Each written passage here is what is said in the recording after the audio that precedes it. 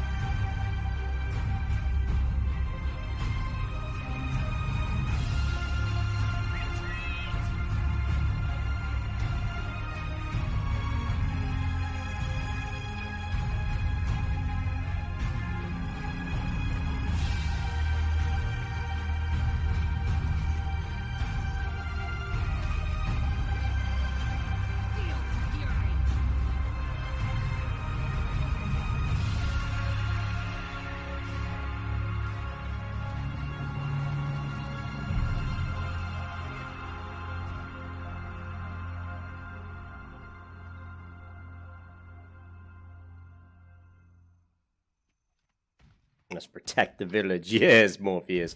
Yes, we must protect the village. Aha! Push them back.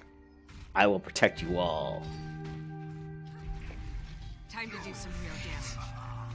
It'll take more than Phantom Steel to take down anything I've built. That's right. It'll take more than Phantom Steel. Alright. They're living in a past hundreds of years old. Taunting is just for the target.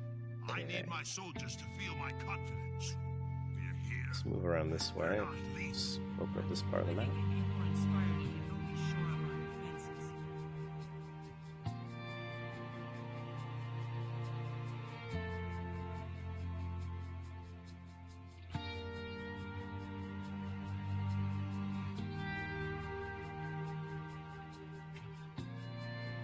I like new places. Retreat!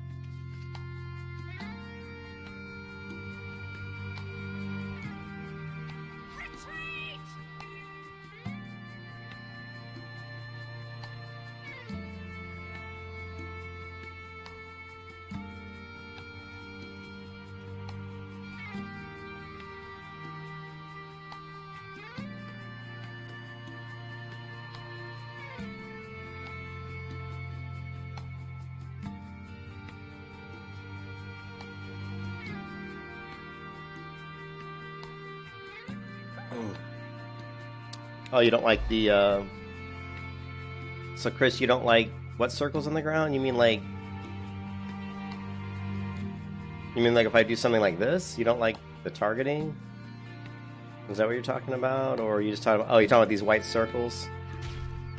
Like if I target something? Feel the fury. I'm assuming you mean the targeting circles. Yeah, they don't bother me because so many games do them. I guess I'm just used to it. They have such beautiful... I mean, you can see the world is just so amazing. And look how beautiful this tree is. You know, just unbelievable.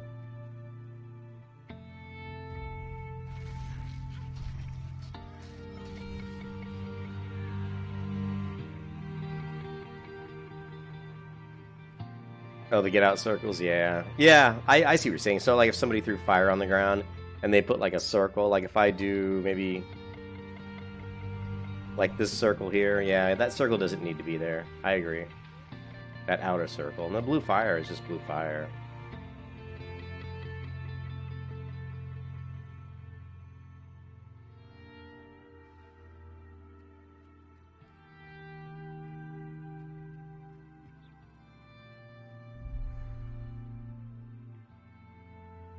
Yeah, I know what you mean, though. I kind of agree with you there. Some of those circles are silly. Time to do some feel the fury.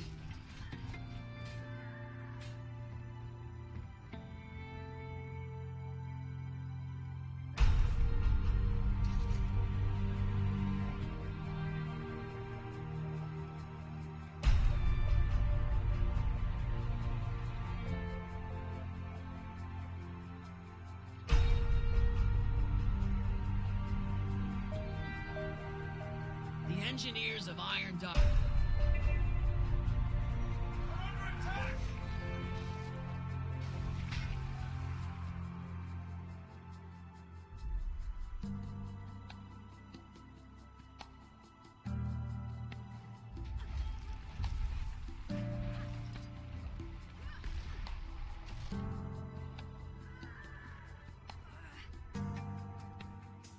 Retreat!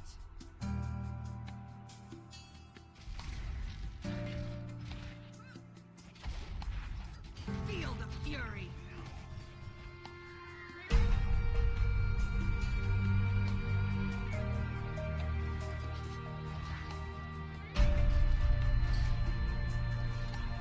Hurts, doesn't it?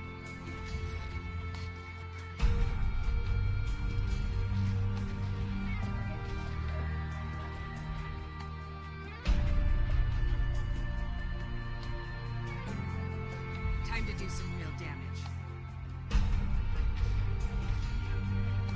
They'll have to hit much harder.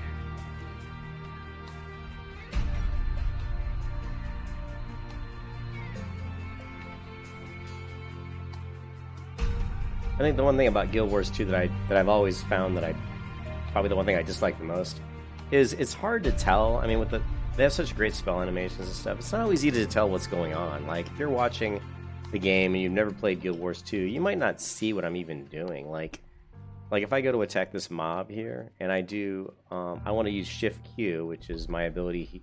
Well, shit. Let me kill this mob real quick. I'm gonna use Shift Q, which is gonna make my next attacks do fire. Now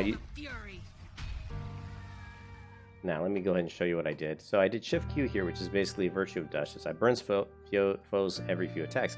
Then I did my A skill, which makes me teleport to my target, blind them, then create a symbol at my feet that damages nearby enemies. Then I used my D ability, which is Zealous Defense. What's nice about this is it does 8 individual attacks, and it also blocks incoming projectiles. But because I had already used Virtue of Justice, these attacks are also doing additional fire damage. So between A and D and after using Virtue of Justice, I'm doing a lot of additional damage. And I'm also very defensive because I've got a shield, kind of like a little defensive ability up. I've blinded my opponent already as well. And then I'm deflecting any kind of projectiles that are coming my way. So it's a kind of a rotation I use as an opener a lot of times that does good damage but also makes me take very little damage. But as someone who's just watching the game, it's kind of hard to see what's going on, you know? Wheels keep turning. We keep fighting.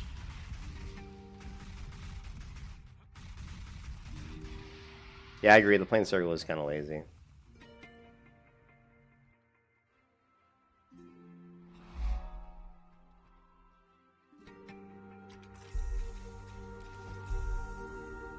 Retreat!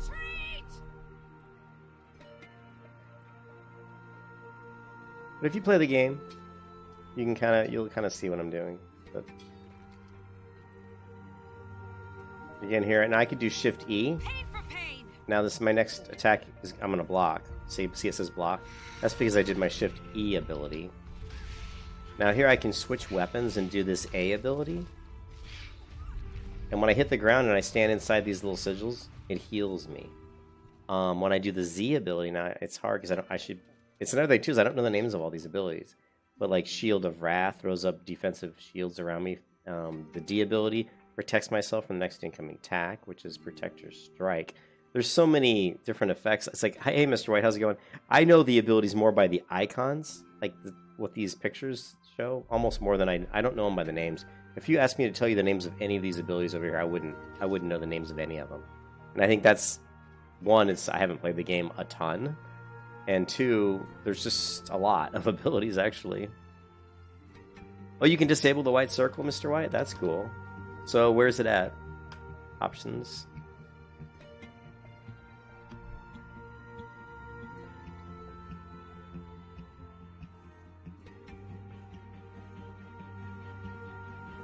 I wonder where you can turn it off at.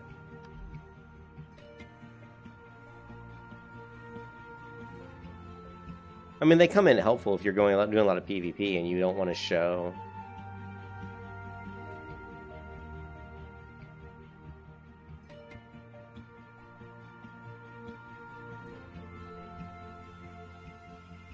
There's probably a lot of stuff here in options that I should use, but double tap to evade, I definitely don't want that. Disable area of effect rings. Here it is. We can turn that off. Double click to attack, interact. Right click to attack, interact. Stop auto attacking on target. Change. No, I like auto attacking. Auto targeting. If you use a skill with nothing target, okay, that's fine. Automatically promote targets to lock targets when hitting them. That's probably good. Melee attack assist. That might be good. I don't really know. Hey, Mr. White, let me know if this melee attack assist is something you think I should turn on. It sounds like a good thing. It says prevents you from running through your target so that you stay in melee attack range. Lock ground target at maximum skill range. Ground target marker will reposition itself to be at the maximum skill range when placed out of range. That's kind of nice. I mean, a lot of these sound like they're kind of good. Snap ground target to current target. No. When using a skill that targets enemies, changing your target will cause the skill to update with the new target. That sounds kind of good too. Let's check those and then we'll play around with combat a little bit and see. Now C is going to throw a circle. Like if I do C, it should throw a circle on the ground. Or it would have normally, but see, it's gone now.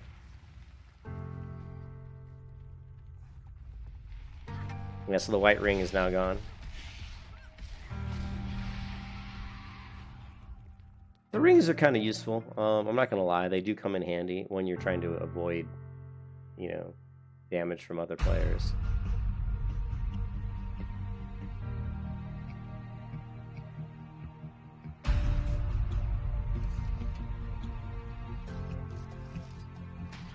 Feel the fury.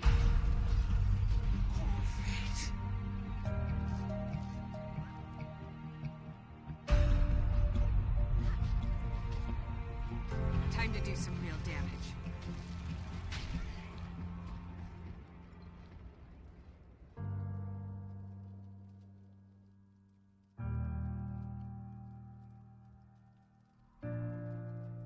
Retreat!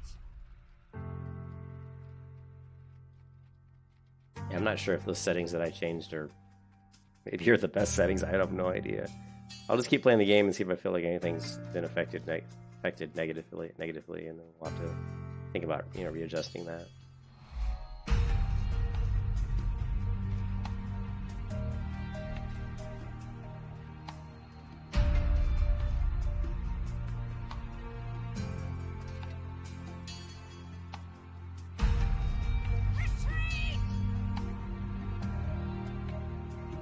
I still think Guild Wars 2 has the best map and mini-map of any game I've ever... I think the mini-map and the map are really nice.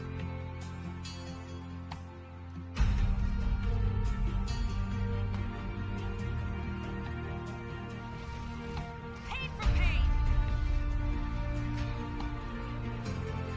Feels better.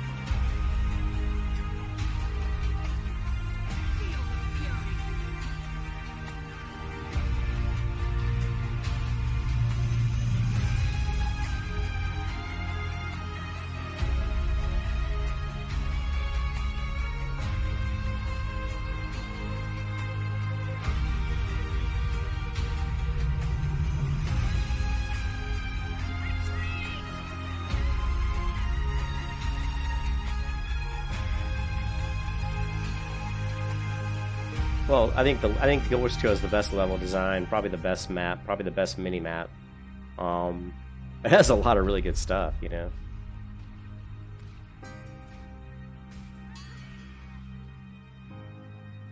Not sure where I'm supposed to recover these things from.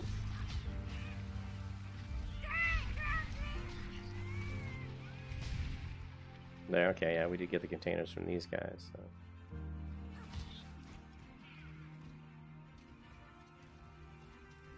Retreat!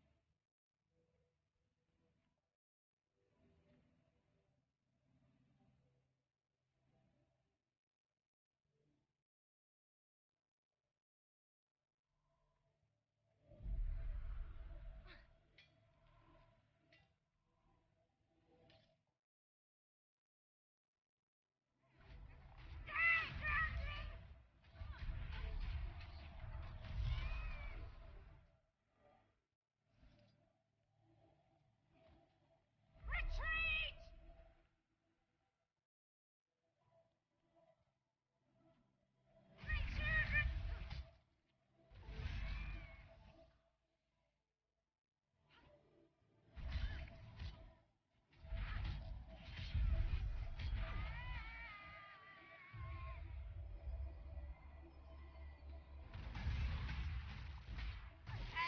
They'll have to hit much harder. See, I put a shield on him too. I love that you can easily buff other people, other players, even ones that aren't in your group. You can buff them, which is really cool. Retreat! I need to start equipping my greatsword just for movement purposes. You can move a lot better with it. Feel my wrath!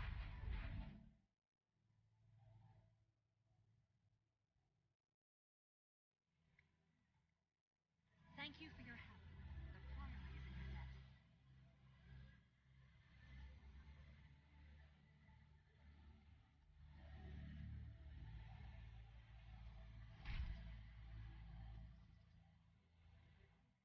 Shit, where did my focus go?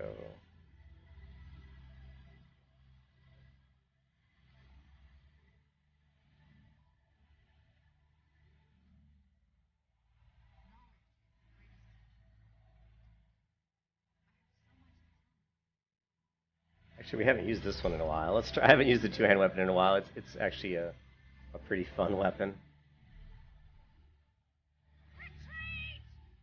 Yeah, the map is just, I mean, I'm sorry, but this map is just so awesome. I love the map in Guild Wars 2. The way it zooms in and zooms out is just amazing.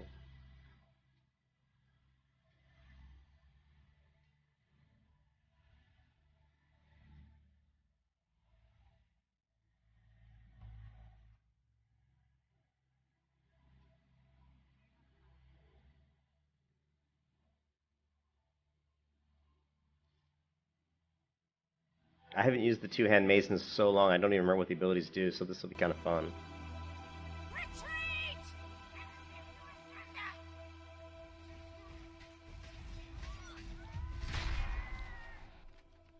Retreat! Is that the knockback? Let's see, that's the leap. Z does this little, let's take a look. Z gives me, create a ring around you that foes cannot cross, which is cool. D, I believe, sends a wave towards your foe that immobilizes them, which is cool again. This is especially when a weapon swap into like a ranged weapon. Launch your foe with a power smash. Great in PvP, of course. The two-hand I found when I first played Guild Wars 2 and I played PvP the first couple weeks the game was out, I found myself using the two-handed hammer quite a bit because of just the really nice, PvP ramifications that it had. It let me do a lot of flexible stuff in PvP that I really liked. Like, here's the knockback. Watch this thing. Oh, except no, I did get him. See, it launched him. And then we could do D here to immobilize him. And then if I switch to like a ranged weapon here, like a wand or something, we can wand him. So let's just Feel the fury. It's pretty cool.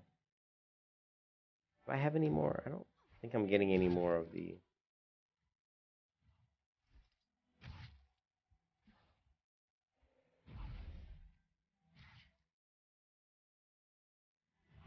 They'll have to hit much harder.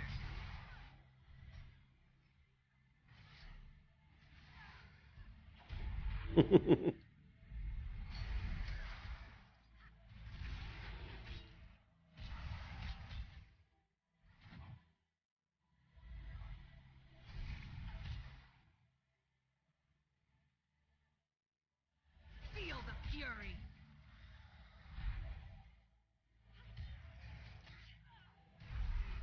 Time to do some See, I real damage. buffed that player right there by using that ability. I think it's so cool that you can buff other players. Retreat!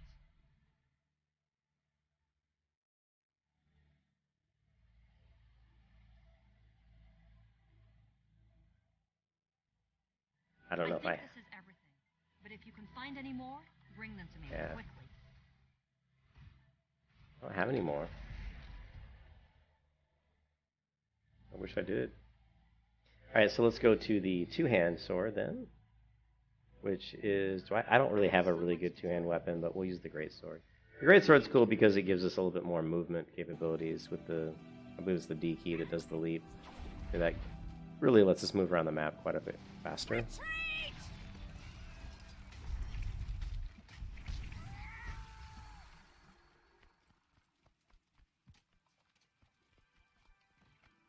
Now I can swap.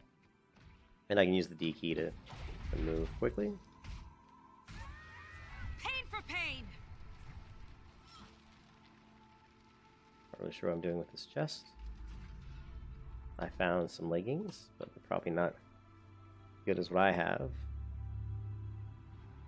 Nope, they are not as good. We have one chest that we can turn. Yeah. Yeah, I really like the double hammer in PvP. Like when I was good at Guild Wars 2, it was like the first couple weeks it came out because I played, you know, quite a bit the first few weeks. And then after that I got pulled into a different MMO. It was either Terra or WoW, and Thank you for your help. I just never really came back to Guild Wars 2 that much. I came back here and there just for like a couple days, but I never spent much time in it. So I'm really a noob at this game now because I've been out of it for so long. I just don't really know how to do a lot of stuff, how to really approach the game. So all I'm really doing is just trying to do the map completions, you know, just trying to go through and level to 80. I'm not using any XP bonuses of any kind. Retreat! So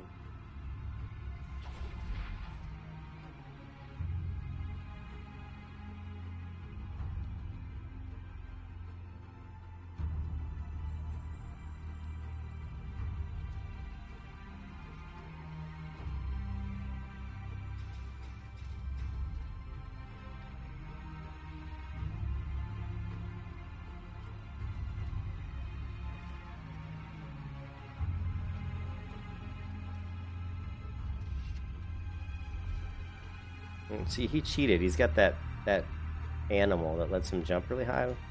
I don't have anything like that. Retreat!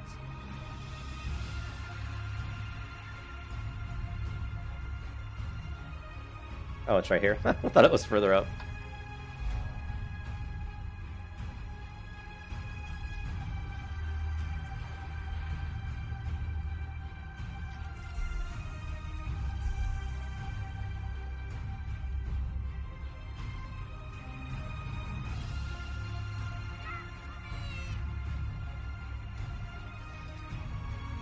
Retreat! Look at this cool statue up here.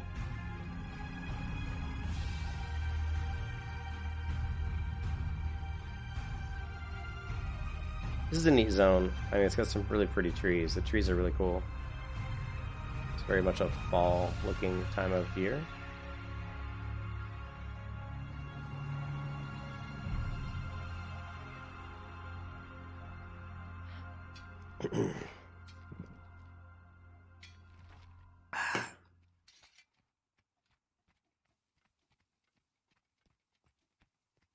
Retreat! Swarm them!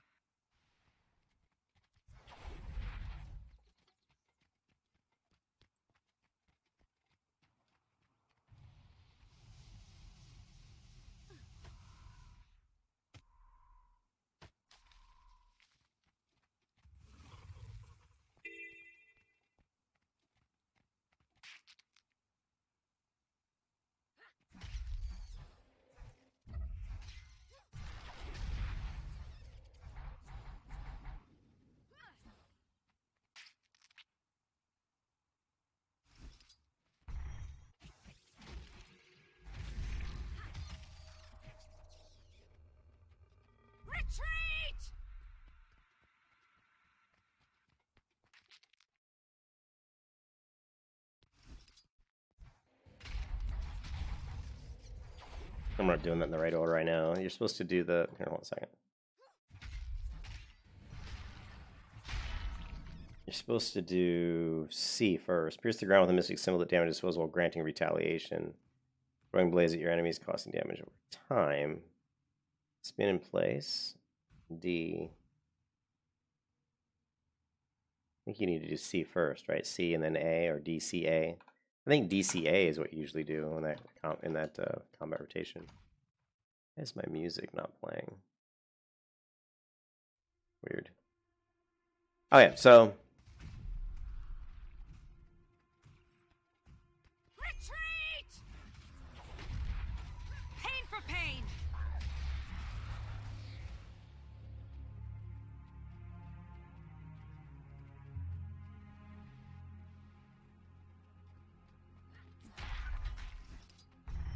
They'll have to hit much harder.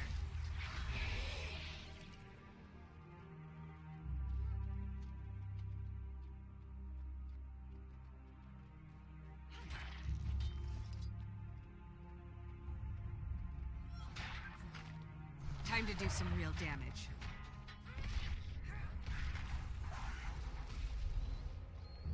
oops, I accidentally killed a bird. Sorry about that, birdie.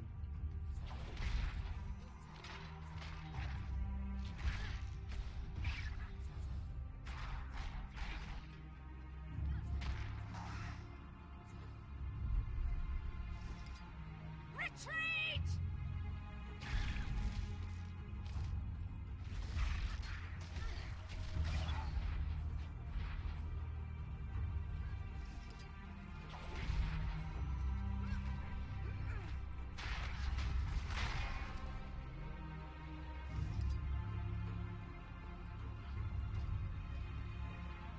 Time to do some real damage.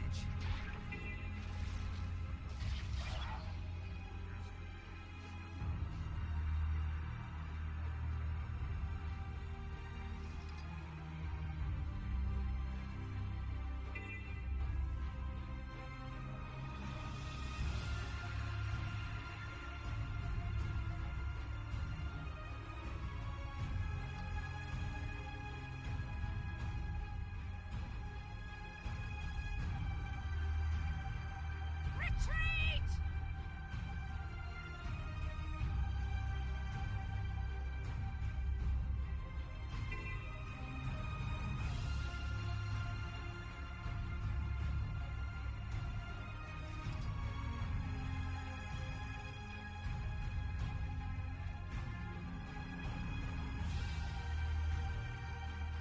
That was a failed attempt Time to right do some there. real damage.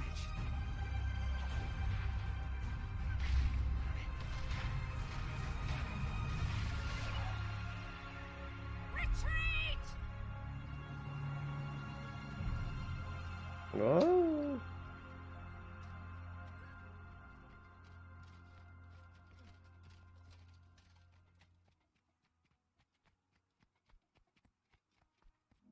Yeah, the Guardian's my favorite, Mr. White. I really like the Guardian. I find the Guardian to be just smooth, lots of options, good defense, pretty good offense.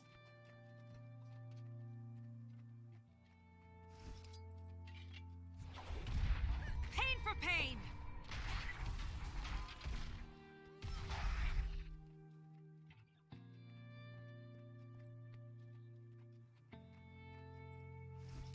Retreat! Feel the fury!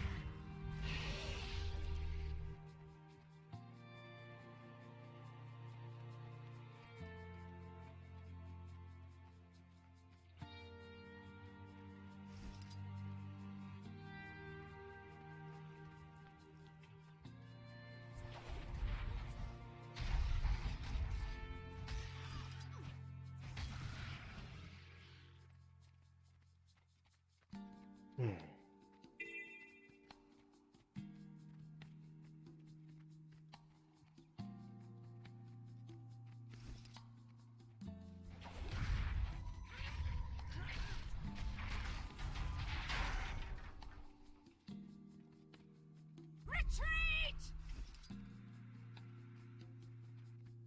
Wash spitters and their eggs north of the temple. Let's see. Here's some spider eggs.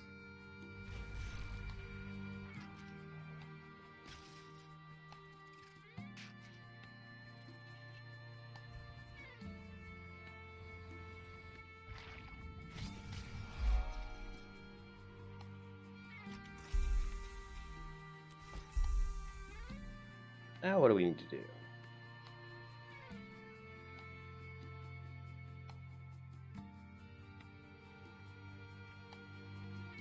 Retreat!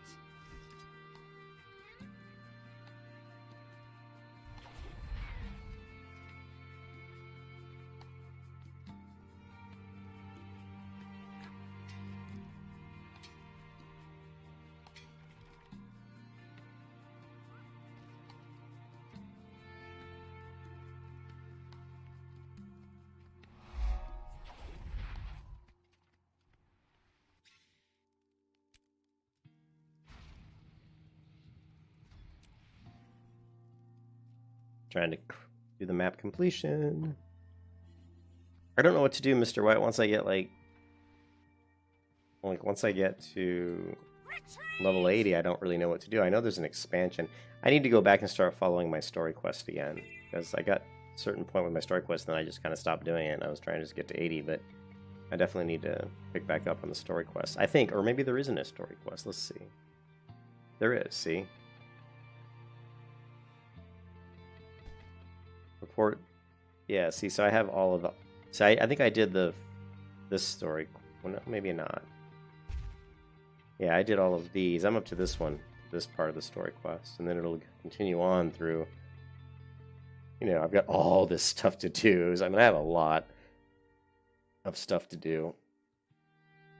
And I don't even know, like... I have a lot, and look, I have 221 unspent hero points. So that's a lot. And I don't really know which consecration. I think I've done all this. Shout training. I haven't done this, though, so this is like Sword of Justice, and there's different, like, things. Here's a bunch of stuff I haven't trained, it looks like. So I've got Zeal, and you go to my build. I have Zeal, and I have Virtues, and I don't remember what... So what we need to do is, I don't remember like what build I'm supposed to be using. So let's go Guild Wars 2 Guardian solo build. I'm looking for like a good damaging AoE survivable build. PvE Guardian solo build.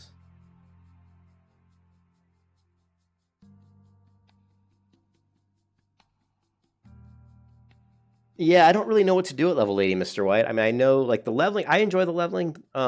I enjoyed the leveling a lot when there was a lot more people in the world. I'm really hoping that the third expansion brings a lot of people back, because the event system in Guild Wars 2 is really cool. So it'd be really cool to have them add a lot more events. I think events are the way to go, and add more difficult events that require people. Forcing people to play with other people should be paramount in any MMO. If they focus on that, because you just have more fun when you're playing with real people. You know, playing by myself is fun, but it's not as fun as it could be, you know? Let's take a look at this guy's build and see what it looks like. You can switch here, or Firebrand. I just like calling it Tome Guard. And let's also pull this up on YouTube and let's see what date this came out. This came out really recently. I mean, pretty recently, the end of last year. So let's take a look at this Guardian Core Guardian OP PvE build at cheap gear. Let's see what this looks like. Either way, you're still going to get a great build guide. If you just want the meat and potatoes and you didn't come here for anything else, especially not me talking, just look in the description down below and you can skip to exactly what you want to see in this guide and be here for as little time as possible. Secondly, I want to apologize. I've been sick. All right.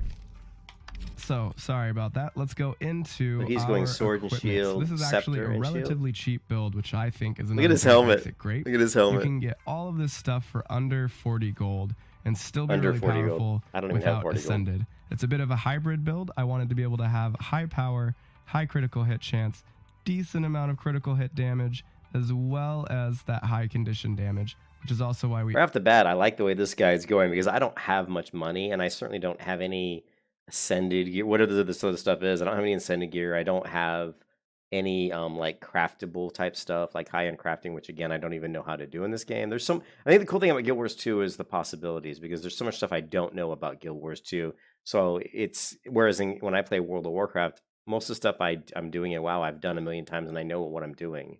So there's not really a lot of learning going on. It's just it's just rinse and repeat. Whereas in Guild Wars 2, almost everything I do is the learning experience, because I just don't know the game. So that makes it a little bit more interesting. So let's take a look. I mean, I like that he's got these cool looking wings, and I like that it's golden looking. It's very cool. I mean, I like gold for a paladin because it's kind of that kind of holy. You always think of holy light as being a kind of golden light, and that's why I like gold color for like a paladin or a guardian. You know, I think of them as very similar. We aren't running great sword because this gives us a lot more versatility and options and a little pump in this condition damage, and you'll see that when we get to traits. So I want to respond to Mr. White here. It's more like World of Warcraft. So, he said the new areas like the ones that come with Path of Fire and the new living world maps are full of people at the moment. The old world is indeed. Oh, okay. Well, that's cool. And I'm thinking, and I'm assuming also, Mr. White.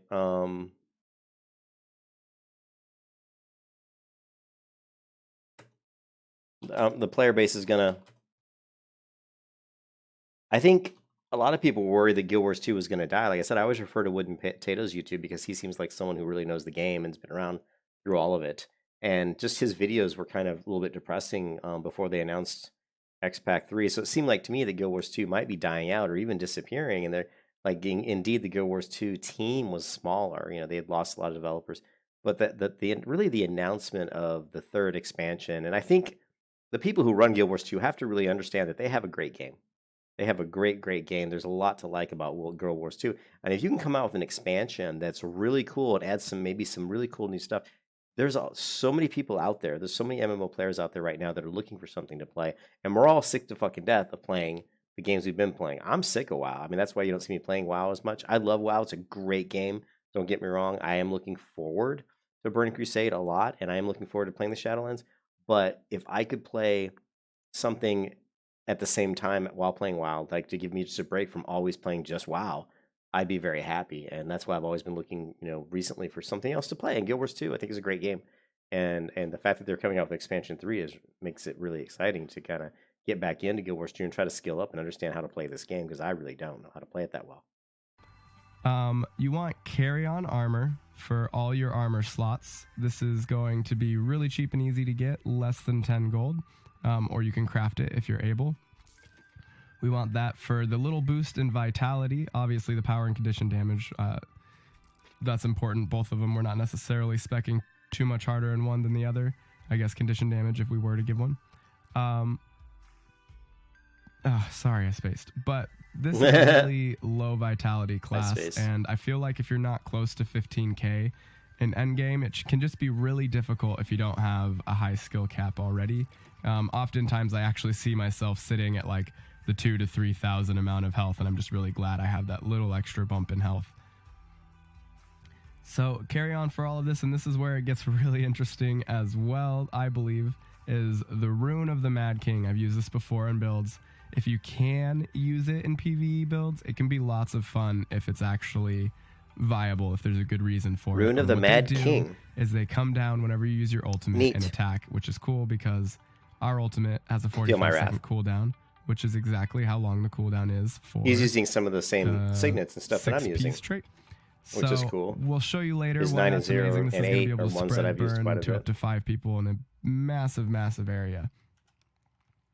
I went Berserker for all of these, and if you can, you actually shouldn't do it. I'm not sure what he means by he says he went Berserker. Is he talking about the weapon sigil, or is he talking about, I don't know. I mean, these are skins, right? I guess. I'm not sure what he means when he says I went Berserker. Quite the way I did, I think. See, this is Sigil of Smoldering. So I'm not sure. Well, it says transmuted. So he's talking. Yeah, so it is the transmutation is the Berserker. Hey, what's up, John? How you doing, man? Good to see you.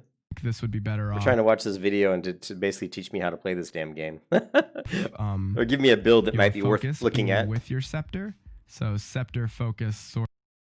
You got Guild Wars 2 for the downtime and other games. It's just easy to... Yeah, that's one thing that people have been telling me, Mr. White, is that in Guild Wars 2, you're still relevant because they don't really change like the skills. Like the skills and the trees don't really change that much. They just, at least, they give you, and the fact that you can, that the game scales, It's not like WoW where they completely redo talents. And like you could come back and like the build you have, you can't even create that build anymore. Is Berserker stats reptilian? Well, you see here it says, remember when I said Berserker? I wasn't sure what he was talking about. It did say transmuted, but So it's power, precision, ferocity. Oh, okay. Thank you, Reptilian, because you know me, I'm a noob at this game. Out Ascended. It's a bit of a hybrid build. I wanted to be able to have high power, high critical hit chance, decent amount of critical hit damage, as well as that high condition damage, which is also why we aren't running Great Sword, because this gives us a lot more versatility and options. Well, I'm not a big fan of Greatsword. It does good damage, but it doesn't give me as much defense. So here he's using Sword and Shield, which you guys know I love the Sword and Shield. He's also using, I believe, Scepter and Shield, which is different than me. I tend to go with the Focus and Shield because I love Focus's defensive capabilities. And a little pump in this condition damage, and you'll see that when we get to traits. So you want Carry-On Armor for all your armor slots. This is going to be really cheap and easy to get, less than 10 gold, or you can craft it if you're able. We want that for the little boost in vitality, obviously the power and condition damage. That says required level 80, so I'm not that far from 80, and I can start maybe setting up this build here. So that's important. Both of them, we're not necessarily speccing too much harder in one than the other. I guess condition damage if we were to give one. I think too, like if you Reptilian, if you know how to make gold in this game, let me know because I have no idea how to make money. Sorry, I spaced. But this is a really low vitality class, and I feel like if you're not close to 15k in endgame, it can just be really difficult if you don't have a high skill cap already. Oftentimes, I actually see myself sitting at like the 2,000 to 3,000 amount of health, and I'm just really glad I have that little extra bump in health. So carry on for all of this, and this is where it gets really interesting as well, I believe. I like that the rune's called of the Mad King. I've used this before in builds. If you can use it in PvE builds, it can be lots of fun if it's actually viable, if there's a good reason for it. And what they do is they come down whenever you use your ultimate and attack, which is cool because our ultimate has a 45-second cooldown, which is exactly how long the cooldown is for the Mad King. 6-piece trait. 6-piece trait. So we'll show you later why that's amazing. This is going to be able to spread burn to up to 5 people in a massive, massive area. I went Berserker for all of these, and if you can, you actually shouldn't do it using a scepter quite the way I did. I think this would be better off your focus being with your scepter. So scepter focus. Okay, so he's going scepter focus, whereas I go focus mace. Sword shield instead of... I don't know, dude. I haven't done any cooking in this game. The way I have it right now. But I accidentally messed up the way I put on my sigils so that I can't do that. I would be double stacking these. I'm going to correct that later. But the sword and shield would become your more defensive set. So you want the... It's interesting that he says the sword and shield is his defensive set, because I can tell you guys right now that my sword and shield is certainly not my defensive set. Like if I go here, and we get rid of this great sword, right? I'm using mace, right? This mace and this focus. I need a better focus, guys. Look how crappy this focus is. I'm using a focus that's level 64. That's pretty old. And also, like, you notice how like my gear doesn't, like, this has a sigil, but this one does not have a sigil. I'm using this smoldering too, which, yeah. So I really need to look at upgrading my focus. Here's one that's a 72. So here's one and it's a Berserker's focus. This one's actually better than this one. So this one's what, 405, this one's 469. And let's go ahead and see if we can get rid of this one. I hate that I end up with stuff in my inventory that aren't even that good. Now I've got these, now this is a focus, these are focuses too. And look at this one, 67, here's a 65, 558. So this looks to be, it's got a sigil of Ogle slaying power. So this is what you were talking about, Reptilian, with Berserker stats, is power per... Well, this is power, precision, ferocity, so I guess that's not Berserker, right? This is power, precision, condition damage. And this one here that I've got is power, precision, ferocity. And you said power, precision, so this one's what would be considered Berserking, and which is why it's called Berserker's Focus. So these are focuses. So which one of these is my best one is the question. So 558. So really it looks like this one here is my best. Do you smell smoke? What is that smell? Didn't Jenk mention we might have trouble with the Flame Get rid of that Legion? stuff. Flame Legion? Okay. Oh, Anyways, this, I find that... No. I'll have none of that nonsense. I find that this is my defensive setup because I have my D skill here, which is going to block the next incoming attack. Now I also have the Shield of Wrath here, which creates a shield to block the next 3 attacks. This blocks the next 3 attacks. This blocks, gives me 33% incoming damage debuff, reduction, and it also blocks the next attack. So this is very defensive. And then A actually adds some healing. Smash a Mystic Symbol onto the ground. The damage disposes and regenerates allies. So I actually recover health with this one. So I find this to be purely my defensive setup. And let's go back to his video. Sigil of Smoldering on each of these two. Gold farming is pretty boring. Once you hit max level, there's meta farms, make really good money, but it's just doing the same map over and over again. Well, I like cooking. I mean, in most games, I enjoy cooking, so if that'll make me money, maybe I'll do that. Increase your burning. That's a pretty obvious one. Whatever your DPS set would be, which would be your Scepter and Focus, you want that 5% damage. Then same Sigil of Smoldering on the sword combo, whatever it ends up being.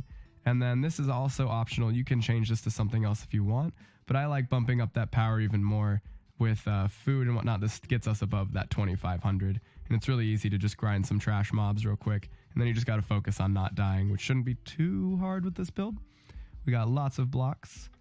Yeah. And then Quarrel stats. Okay, so this is him going over his gear. I kind of have this for. It's probably going to add up to. I kind of understand what he's doing here. Let's look at the traits. Dead. All right, continuing on the build, we're going to run Zeal, Radiance, and Virtues. If you want to go to Tome Guardian, you can switch here. So he's running Zeal, Radiance, and Virtues. I am running Zeal, Virtues, and Virtues. So I guess I just need to go Radiance here. And I'm not sure what Radiance gives me, but let's try training Radiance up. Okay, so let's take a look.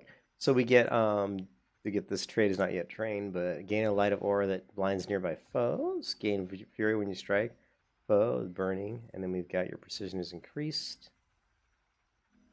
Gain retaliation when using a heal skill. Just renewed when you kill a foe. We showed them. So, anyways, we can definitely have enough talent points to go ahead and set that up. Here or Firebrand. I just like calling it Tome Garden. This is the one you would switch. Even though it has a great trait here at the end, this is for your build the least powerful if you were going to trade one out. All right, so starting with Zeal, I won't talk about these. You can look about them on your own. So this is the path of what he has for Zeal. I mean, I did mine off another guide. I don't remember what guide it was or where I got it, but you can see here's what I have. And it's a little different than his because I've got Furious Focus. Well, you have Fury attacks, whereas he's got gain condition damage based on your power. So that's probably going to be better for his build because he's doing more condition damage, which makes sense. And then he's also got the same, and it looks like he's got the same here. And then for Virtues, it looks like he's got this one different here. This one, so he's got Absolute Resolution. Activating Virtue Resolve removes conditions from nearby enemies. And Virtue of Resolve's passive effect is stronger, and I'm not sure what the passive effect is. And then what I've got is deal increased damage after activating a Virtue, so these are probably not that big of a difference to switch back and forth. I do like this Kindled Zeal, though, with the condition damage, so we'll switch that. Yeah. You get them no matter what. So we're going to take middle here, deal increased damage to burning foes 7%, and you already have a pretty decent amount of. Excuse me, I'm so sorry. We don't need to for both of you. We don't need to run through these. He's just reading the tooltips, which we can all do that if we want to. Excuse me. All right, I can't remember. Did I put that on? Probably wasted. I went with Shelter here because I love having that guaranteed block. You almost always get this off. I don't think it can be interrupted. Correct me if I'm wrong. But I bring this off just because it's really easy. It's a guaranteed heal. The cooldown's not too long. And we already talked about Sword of Justice and why it's really great. I brought along this Signet of Judgment to gain that reduced damage to make us more tanky. Also, because we need a stun break, you always have to have at least one stun break. One stun break. And the other one I didn't think was as powerful, what I was choosing before, which was... Okay, so what I have is I've got this one, which is the Resolve, which here's a condition for yourself every few seconds, and it heals me, healing 250. So let's see if we have, yeah, he's got Shelter, which doesn't heal as much, and I guess he likes this because it gives you a block duration for 2 seconds, but it doesn't heal as much as Signet of Resolve. The cooldown is 10, and the cooldown here is wait a second. I don't know what the cooldown is. Let's try casting these and seeing what the cooldown is.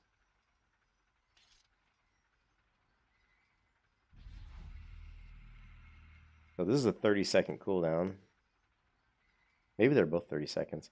And then here, I actually like this for doing map completion, which just gives me, swiftness. And what he's using is, I believe, this Signet of one of these signets. Signet of Judgment.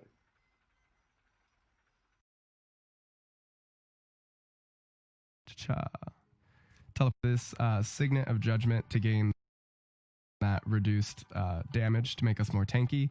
Yeah, he's using the Signet of Judgment, so this one. But again, that's more at end level. For leveling, I prefer this one because I can just move around the map a lot faster. And then he's got the same on this skill that I have, and then I've got... Why does it look like he's got few one? Oh, he's got this one here, this weapon one. And what is... I don't have anything here. And I don't know if I have I don't have the weapon one yet. We're going to train that. We have to train that one. The... where is it? This one. He's got the Sword of Justice, I think. Yeah, he's got this one. Which, with the Sword of Justice, appear beside your enemy and attack nearby foes. So, we can train that if we want to. But yeah, let's go back. Take a look. Also, because we need a stun break, you always have to have at least one stun break stun. And the other one I didn't think was as powerful, what I was choosing before, which was... Teleport to target destination and burn foes. That's the one I would use. Oh, no, actually, this was it. Convert your conditions you are suffering into boons. But I think I have decent enough. I don't struggle with conditions too much because we also have a Condi Cleanse here. We have a Condi Cleanse here. So, Purging Flames is the last utility skill I take. I use because that. It's I use that AoE, one. and that's what I think is important, is just being able to just trash mobs. And it's still good even if you're in single target as well. Okay. And then, obviously, Feel My Wrath as our shout for our ultimate in conjunction with our Runes of the Mad King. All right, I'm in Chris. And I also use that one, Feel My Wrath, so...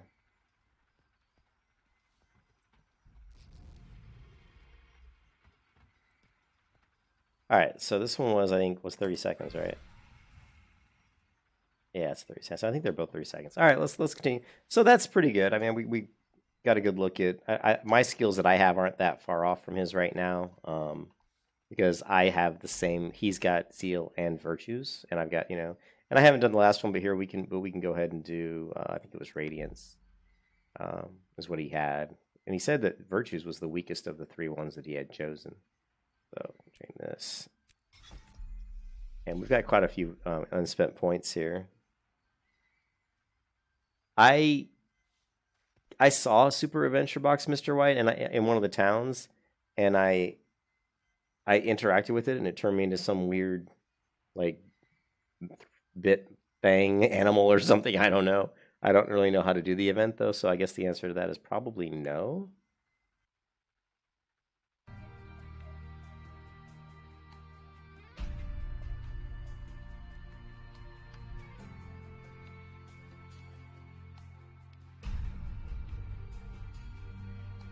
I wanted to go back to his video.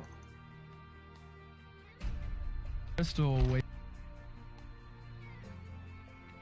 will help you a lot. No, I don't want to do that. Yeah, and I just wanted to see what skills he had. Oops. To cleansing these. One he had for Radiance, which was basically this one. Train. And straight all the way across until you get to the last one.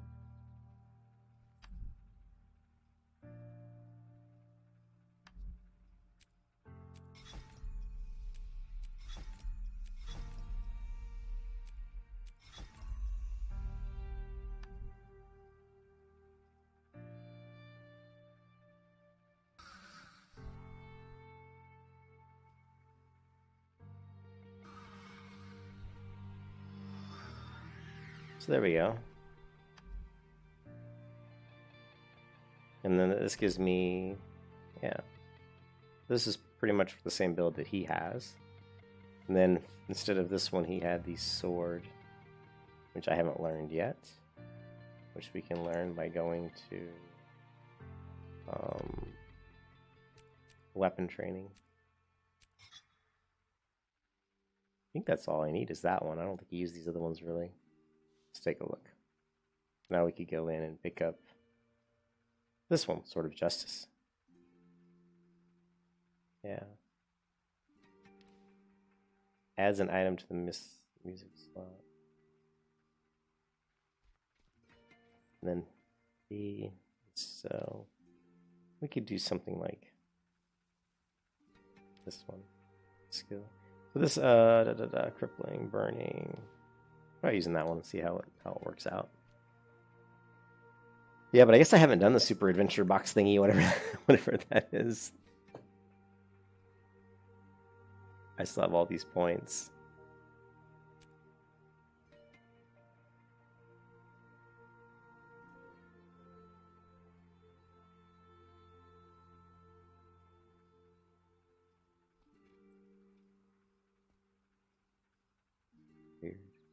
I don't understand, like, if you... Now, these are just learned so you can possibly use them, right? Let's see this one and this one, which is Perfect Inscriptions and Righteous Instincts. Yeah, see, I haven't scaled these, but I don't really need to learn these because I'm not going to be using them right now. I guess we have different builds in here. Got a Ranger build, Guardian build. And, of course, I haven't really played around. I never play around with my aquatic builds. I'm just not... Do you smell smoke? Really in What is that smell? underwater Didn't that much, I Jink guess. mention we might have trouble with the Flame Legion? Flame Legion. Protect the Oh, containment no. unit. No. I'll have none of that nonsense. Defend the containment unit. Retreat!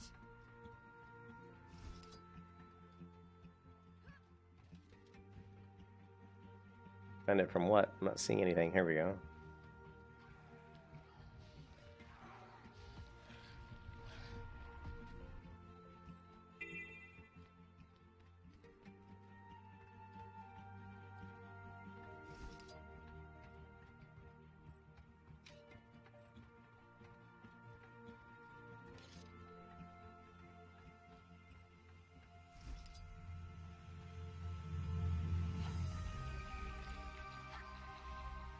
What's this?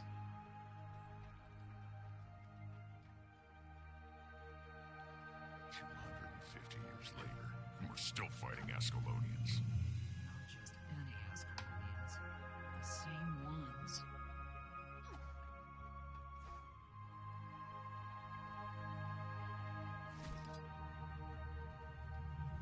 Retreat!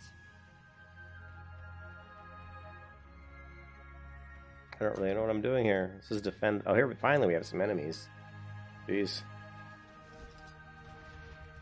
Time to do some real damage.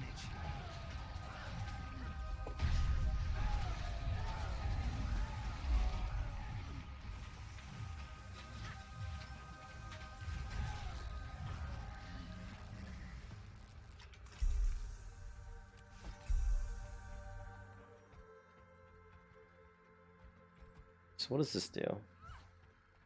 That's a Sword of Justice there that just does like an AoE attack. It's pretty silly. It is a low cooldown though. Super low cooldown.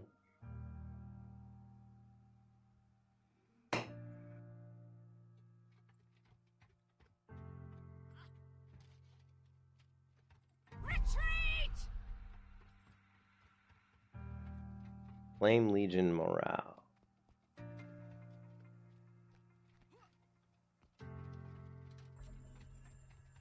Okay, I guess that's it.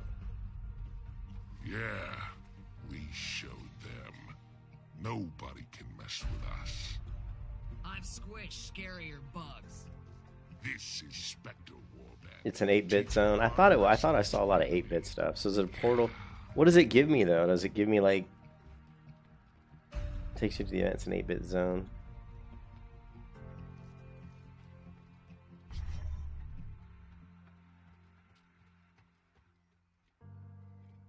That was weird.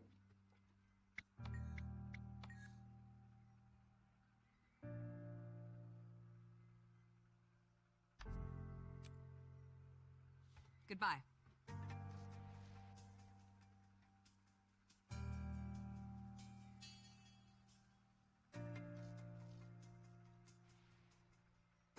Retreat! Yeah, I'm really just trying to do the maps, you know, to complete the maps. I would love to get world completion, but man, I'm only at what? I'm only at about 50% world completion right now. It's like a holiday in WoW. Yeah, I'm not big on the holiday events like in WoW. I'm not super big on that stuff.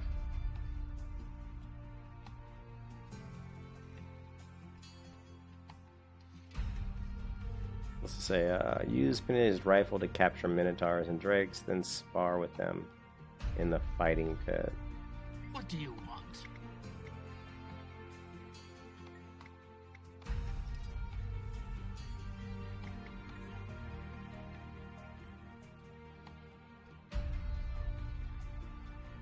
Retreat!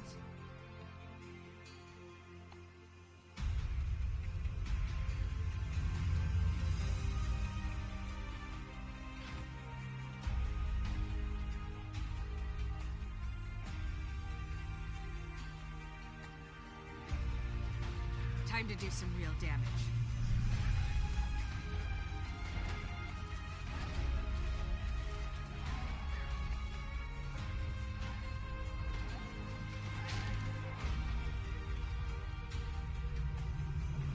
Need a headbasket? Sometimes the cool like the weapons they give you are pretty interesting. Like here I've got like a net. I can net these guys. Whoa.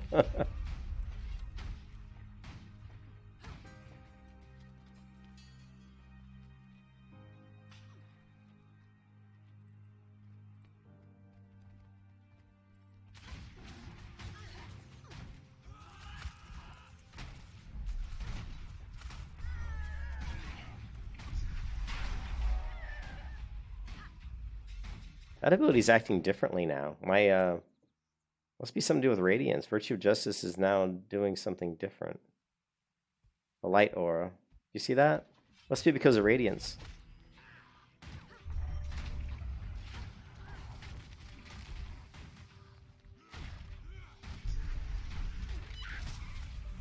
Oh shit, I just got my ass whooped.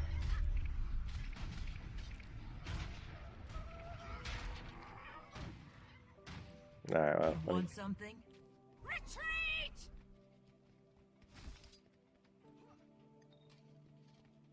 You can get cosmetics and stuff? Alright, well, let's take a look. You guys are, if it's cosmetics, I don't have hardly any cosmetics, so that's certainly not gonna hurt. How the hell do I even get to the, where is it in the map? I don't remember where it's at. We've got, where's the portal? Where's the nearest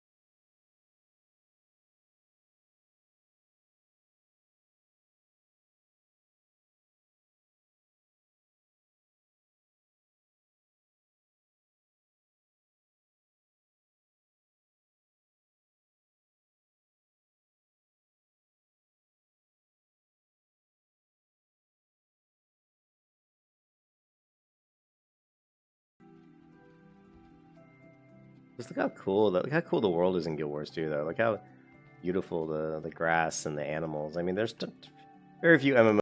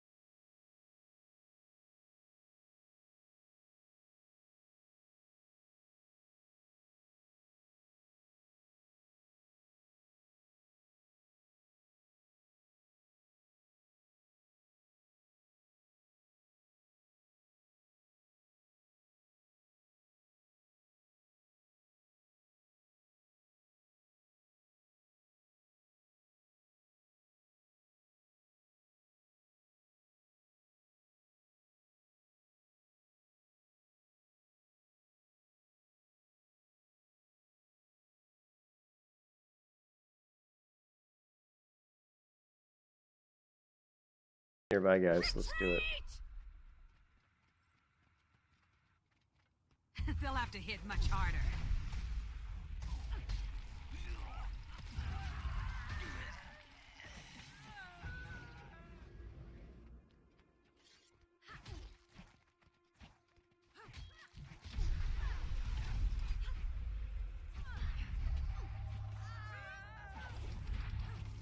You wonder sometimes when it comes to MMOs that died. Yeah. Time to do some real damage.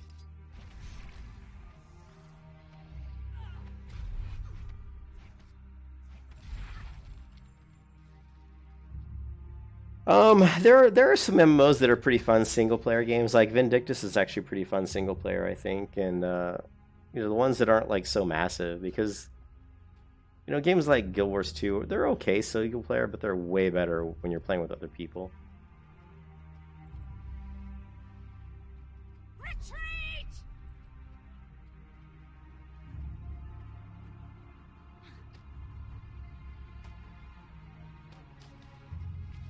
But yeah, I know what you mean. I mean, I like games where I can play with other people.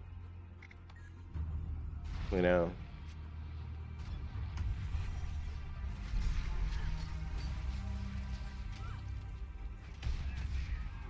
Feel my wrath.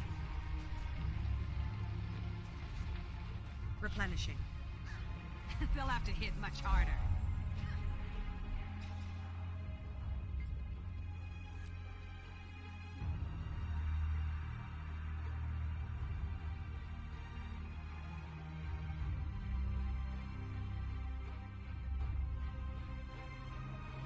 Retreat!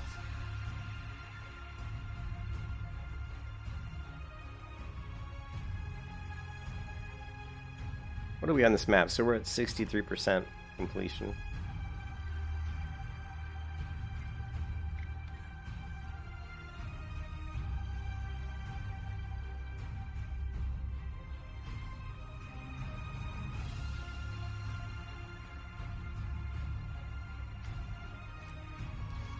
Goodbye.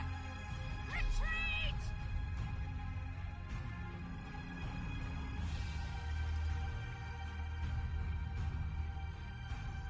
The engineers of Iron Dock Shipyard are at the forefront of underwater technology, but they're constantly harassed by wildlife, not to mention the Separatists who've built a nearby camp. Their vital work must continue unimpeded. Yeah, that's actually a really neat idea, Brohagony. To like be able to take all the stuff that they've done and not have the stuff just go to waste, but it is proprietary. They own the rights to all of that. You know, one game did that. You know who did that, Brohagony? I'll tell you who did it.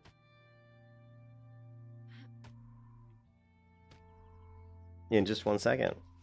There's actually a company that did exactly what you're asking there.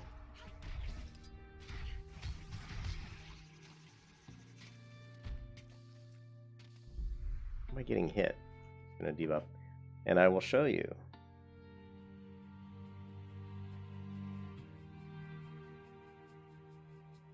Epic Games did it with their MOBA game that they created, which actually it turned out to not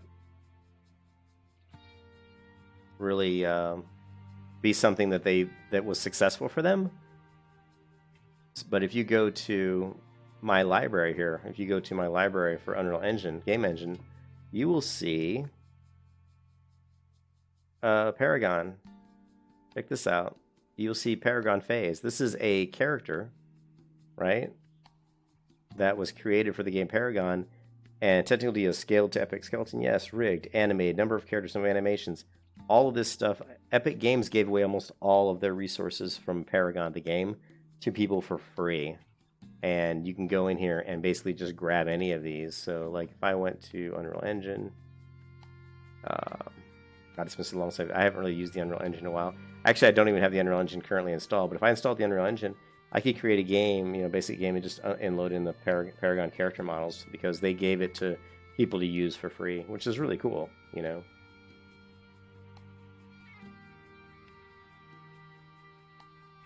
I love the Unreal Engine. It's just a lot more of a big digital footprint. Ooh, this is good. Let's take a look at this. And they give out free marketplace content all the time, and which is just awesome, right? And I like to try to, when I can, try to grab this stuff so that I have it. I should be able to get it within the game. I'm not sure why it's not doing it. Let's go to the marketplace. And it's just because it's doing it on the website. And we got fog gradients. We can add these to cart. And what else did we get? Nature pack I got. Landscapes.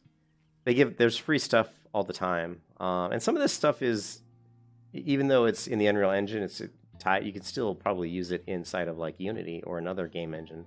So it's a good idea to grab. Now this is a tool, so this would be more specific. These things would be more specific. But now if I go into here and in cart, we can see that I got all of these different things, you know, for free. So let's just check out. And we're going to place order. And the nice thing about this is now it should be in my game engine. Now if I go back to the game engine and go to Unreal Engine and go to library within Unreal Engine, those things hopefully will now be here. I don't know if they are or not. What did we call them? Let's say fog gradients, right? See if this is alphabetized. A, B, C, D. Yes, I don't see it now. We might need to just do like a refresh. But anyways, yeah. So yeah, Unreal has actually done exactly what you're talking about. Hey, what's up, Sirun? Unreal's actually released that content for people to use for free, so they recognize. That's what I like about the Unreal Engine. The Epic Games, you know, the guy, Todd, what's his name? The guy who was the lead guy of Unreal Engine. He is a big gaming nerd, and he loves video games, and he loves video game developers, and he's just tries to do stuff to help people out. I mean, they're making a shit ton of money off of Fortnite, like a ridiculous amount, which is great, because they're making all that money off Fortnite, so that enables them to really help people out. They don't really have to worry as much about. Look at how amazing. I gotta mention it. This is just a gorgeous underwater scene right here. This is absolutely beautiful. I just can't. I mean, this zone here is really cool.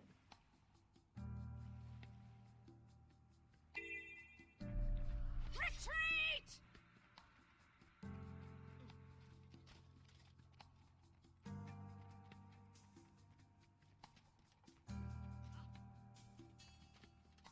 Sometimes I wish it would be nice if a Guardian could have like a minion, like a pet of some kind, that could actually fight, maybe like a hawk or something. That would be really neat.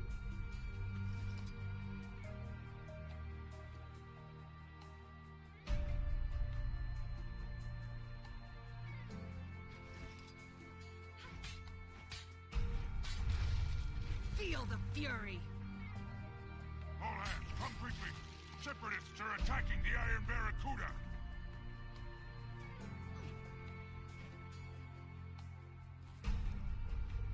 Retreat!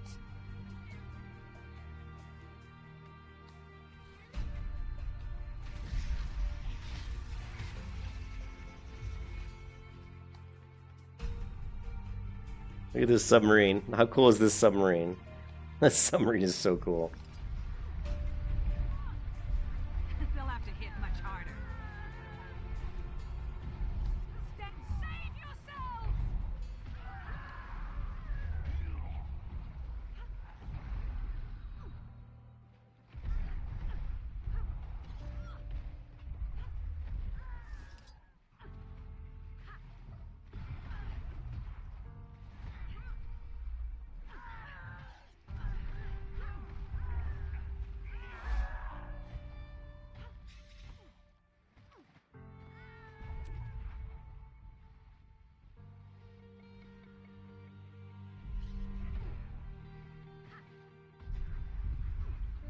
Stand your ground!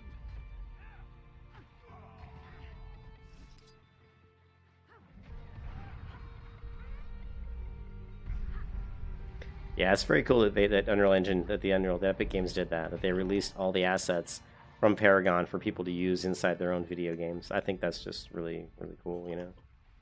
What else do they need me to do?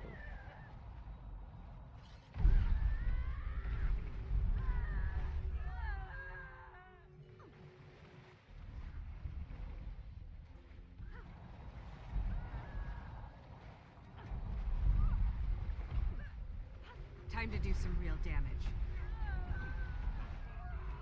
Bam! Stand your ground! They'll have to hit much harder.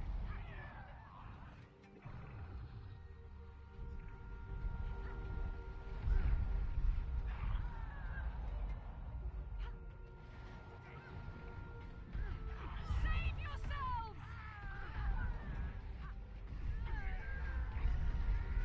Look at all these mobs. Wow. I know you, Sluggerman. I'm up at dawn, working on the Iron Barracuda. Don't let them destroy it. Time to do some real damage.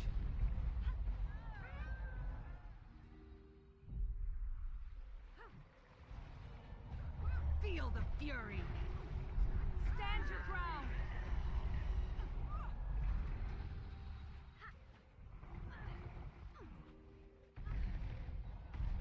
Yeah, no game has underwater combat that's anywhere near as good as Guild Wars 2. They really spent a lot of time making sure that you could actually... You can even weapon swap in underwater combat and bring up different weapons. You can set up underwater specific builds in the UI. Super cool. Pain for pain.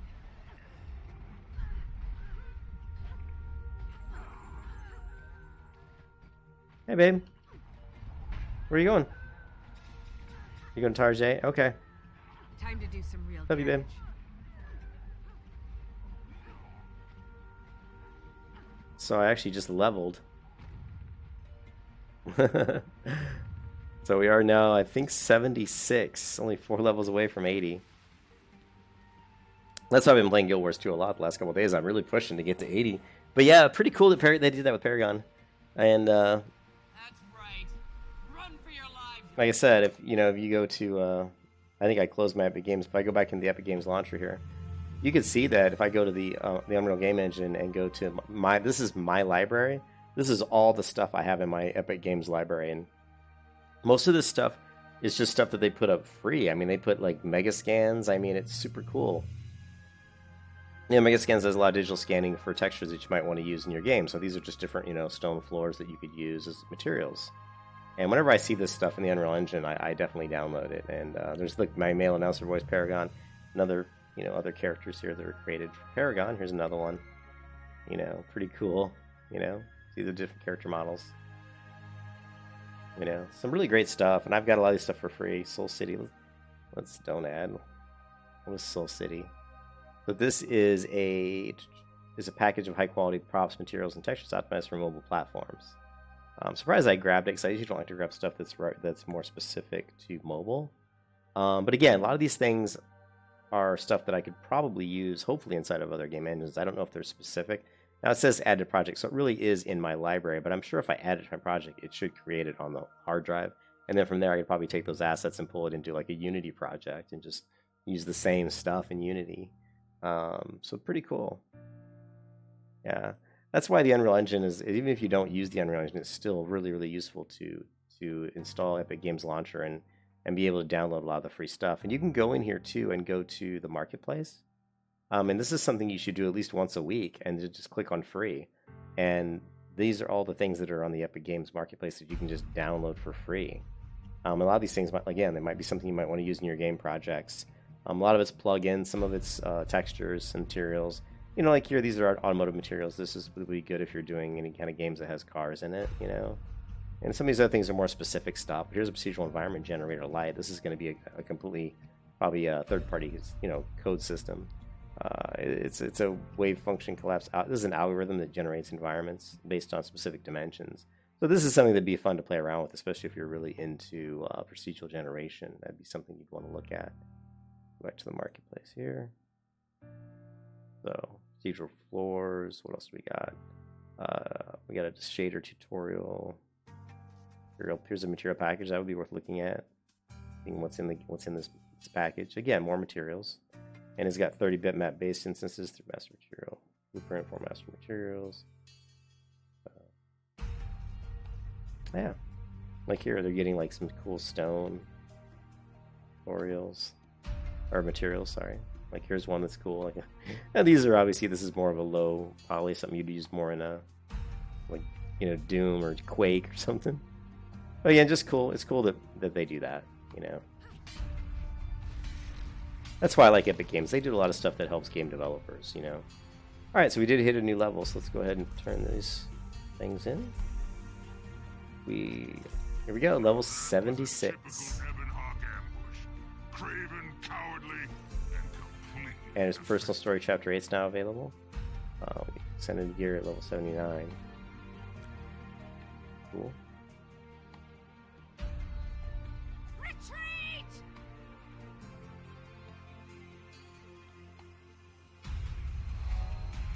Yeah, Cyril, this is the only MMO that succeeded in underwater combat. They did a great job with underwater combat.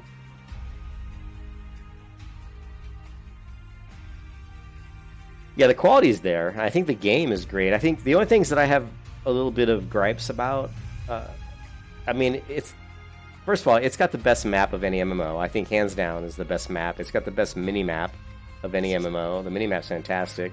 It's got the best stylized art of any MMO, in my opinion. It doesn't have the best art, but it has the best stylized art. I mean, when you play Guild Wars 2, you know when you're playing Guild Wars 2, you know you're in Guild Wars 2. I mean, it's obvious. But just looking at the graphics, the water, it's amazing. It's got the best underwater combat. It has pretty good optimization. You can't really. The optimization, I think, Guild Wars 2 is pretty damn good. You'll have a lot of people on the map, on the screen doing combat, and it still runs pretty well. But my gripes with the game are that the particle systems and the combat isn't as impactful as it could feel, and that sometimes it's difficult to see what people are doing. Their attacks are very flashy, and there's a lot of particle shit flying around. There's probably stuff you could do.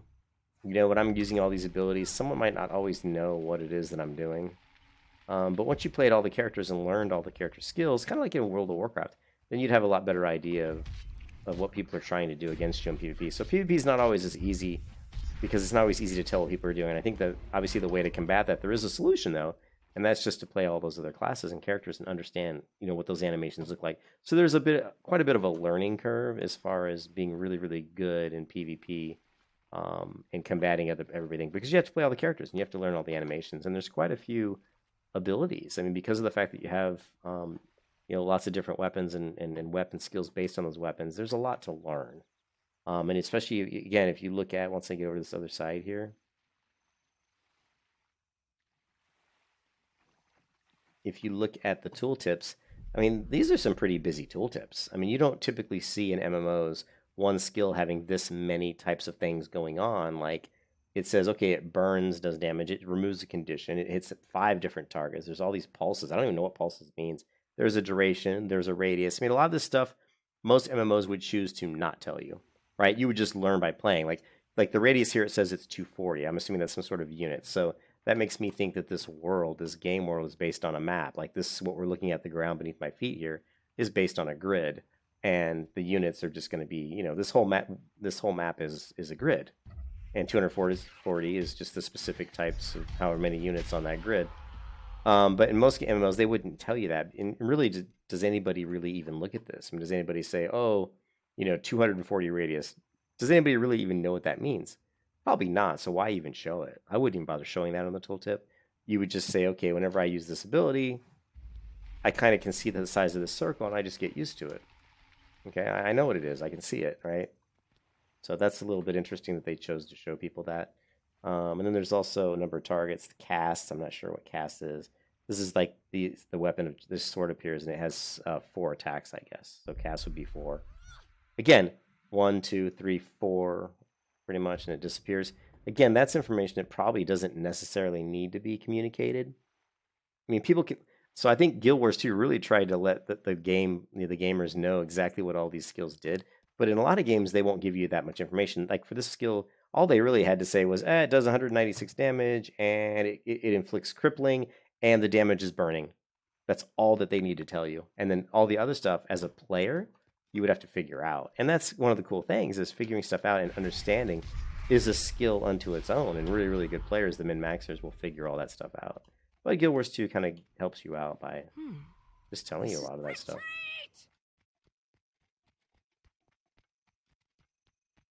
Ogres are encroaching on our land here in Kadem Forest. We're doing everything we can to push them back. To the northeast, Andrakis the Hidden could use your help dealing with the ogre problem. I think MMO should challenge the classic MMO roles that they need to come up with. Yeah, no, I totally agree. I totally agree. Like if you think about like the game that I want to make, let me so if we talk about like the game that I want to make, right? Let's just this is Visual Studio. I'm sorry, I opened the wrong program. Sorry about that. I went open code.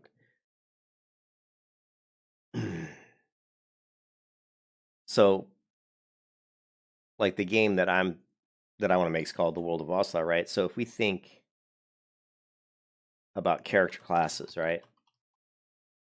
The classes I'm thinking of are basically it's really a classless game. There's no classes. What they are is you have what I call core life systems or core life skills, and they are magic, cybernetic, and the other one I call divine, or really divine or demonic. Divine or demonic. And then I'm trying to think if there's any others. So these are basically what I call the kind of the core life systems, meaning that you could be a player that learn magic, right? But there's different types of magic. Learn magic, magical schools, magical types. Earth magic, right? Which consisting of wind, fire, water, and earth.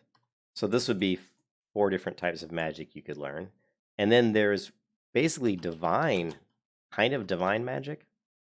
And this consists of abilities granted to you based on your patronage of a divine, or let's not call it divine, of a god or deity.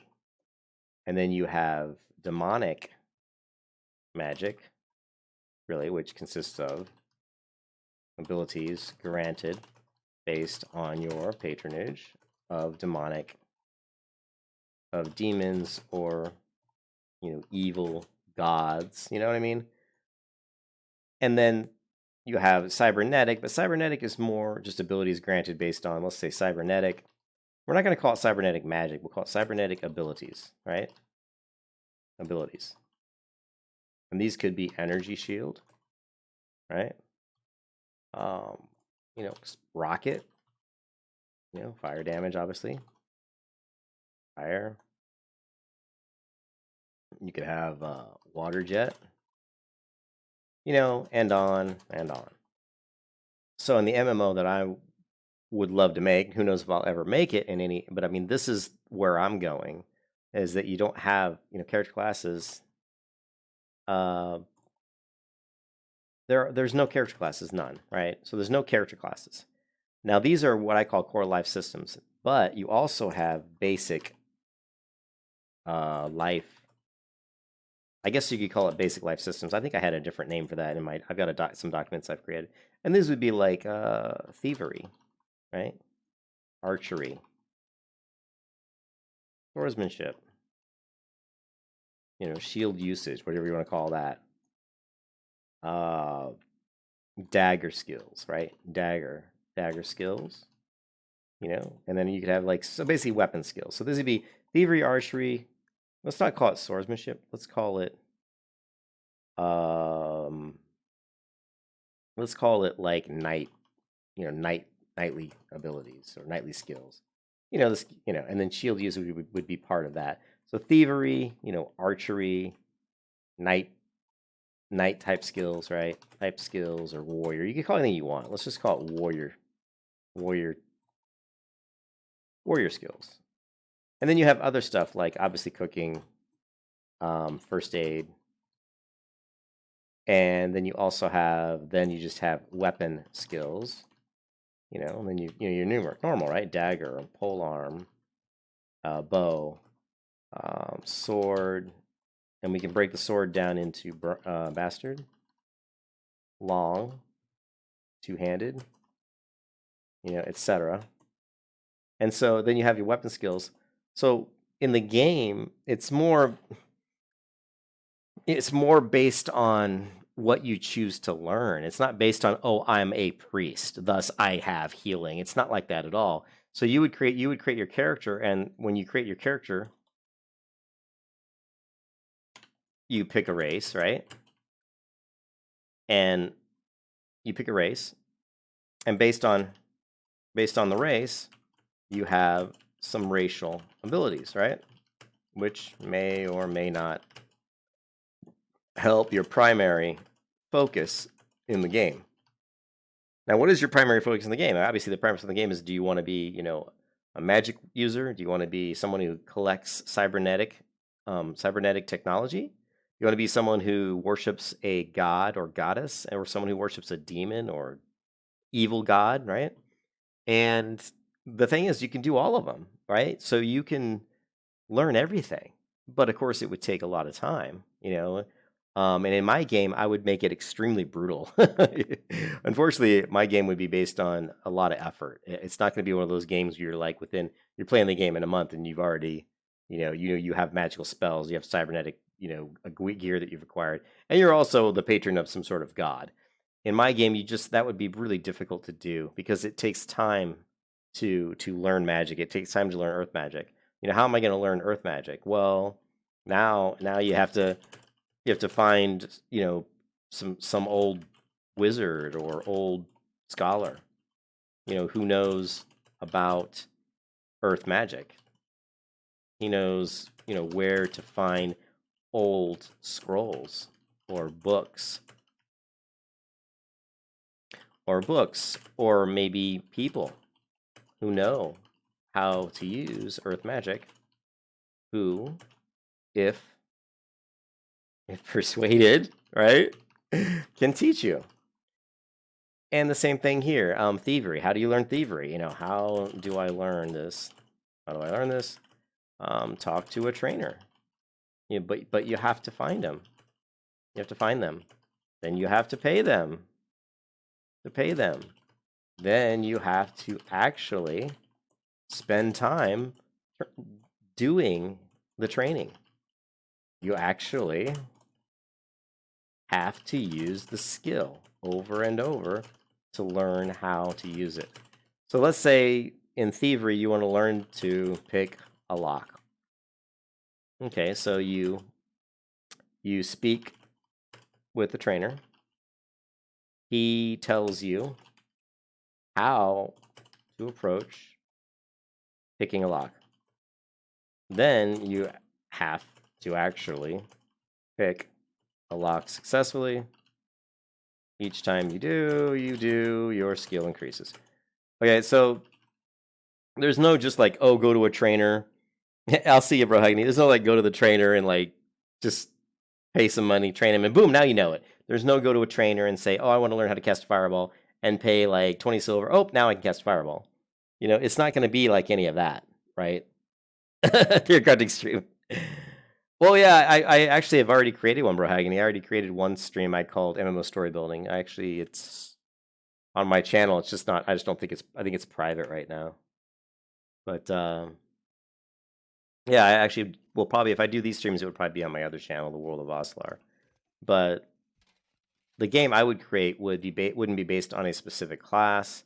You know, you would have to learn all these things. And so, for example, water magic might have, you know, water magic focuses on healing or damage, you know, based on, you know, what you learn. You know, so obviously fire would be mostly fire would be mostly damage, but there could be stuff, you know, fire could heal, fire magic could heal, you know, cauterizing. I don't know how to spell cauterizing. I'm sure I spelled that wrong. Cauterizing wounds, you know, cleansing infections, who knows, cleansing infections, whatever. And then the other thing too with the cybernetic abilities, right? Energy shields. So the cool part, what I really like about adding cybernetics into a fantasy-based game is that most people would be against this. But what I like about this is cybernetics is going to give you another life system, right? Basic life system, or another life, you know, life skill. Let's call it a life skill, not systems skills.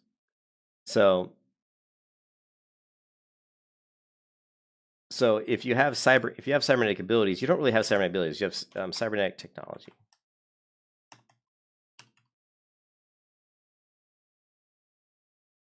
Acquire, know how to.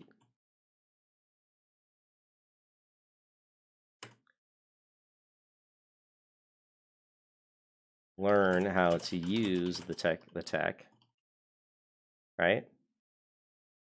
And learn how to repair the technology, right? So,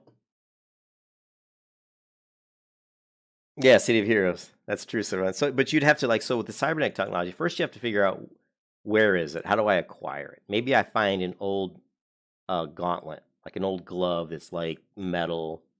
You know, if you guys have ever seen Cowboys and Aliens, he had the little metal bracelet, right? But you acquire some sort of like old cybernetic glove, right? And when you put this glove on, it gives you the ability to conjure up a energy shield in front of you, which can block attacks. But the glove is fueled. Obviously, it's a real cybernetic, you know, object that requires a power cell. So it's fueled by a power cell. So how do you, when the power cell runs out of energy, well, then how do you get more power cells? Or what if you take damage? This would be really funny. What if you take damage and in like Dungeons and Dragons, you have to do some sort of a critical roll to see if your power cell was damaged, right? So there's two different ways you can look at it. You could have a gauntlet which casts power shield. It can, you know, its energy cell wears out over time and becomes depleted. Or if you don't maintain the gauntlet, the cell can become damaged and thus is useless. So this brings up a whole other, these are basic life skills. So you've got thievery, we talked about archery, we talked about warrior skills. Now we're going to have tech repair, right? That is now a other life skill. because you have to learn how to actually repair the technology, the cyber technology that you're requiring in the game. So these are all different things that I've been thinking about for a game that I would create. Now, whether or not I ever create this game, who knows? But this is where I'm going with my game. So it would be an MMO, of course, but it would be a lot different than the MMOs, the way we're thinking of MMOs, you know. And the other thing that I think would be really cool was kind of like City of Heroes. Like City of Heroes had a lot of really cool stuff in it. Really cool stuff, like how you could have a couple heroes that abilities really synergized well with each other. One person was really good at throwing down, they could throw down ice on the ground, and then so the enemies would come up and slip and slide on the ice. Another person might have some sort of a knockback wind ability that pushes them back, that forces them to have to walk through that icy region again. You know what I mean? So you could actually set up your heroes in a way that they really worked well together to take down large amounts of enemies. You know.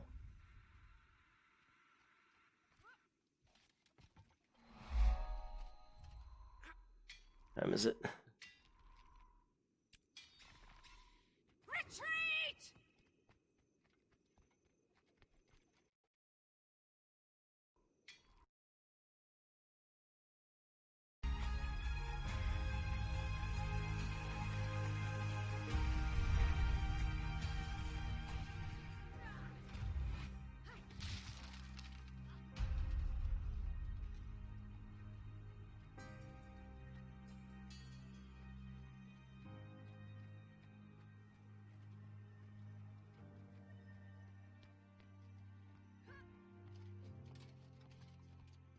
Someone needs to destroy those crawl gates or we'll never drive the...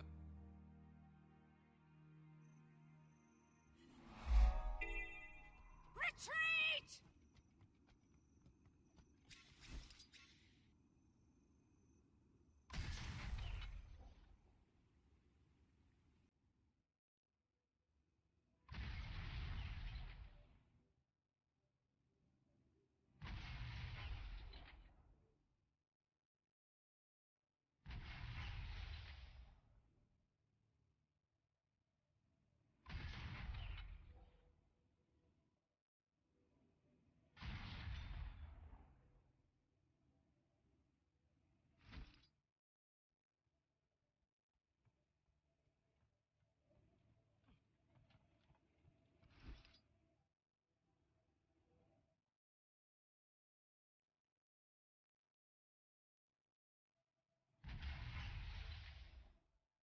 I don't see any other.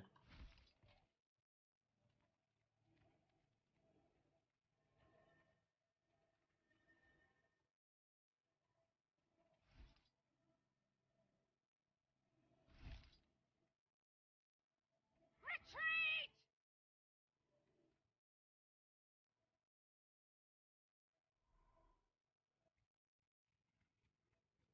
Yeah, I'll do a theory crafting stream, but it's something I've been. But I guess I can upload to both my channels. Maybe I'll do it on this channel and just upload it to my other, the World of Oslar channel.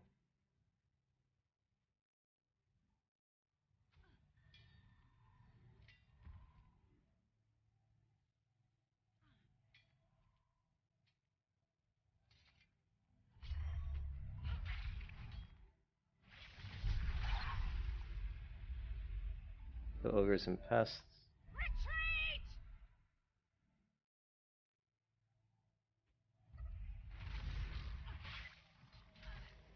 They'll have to hit much harder.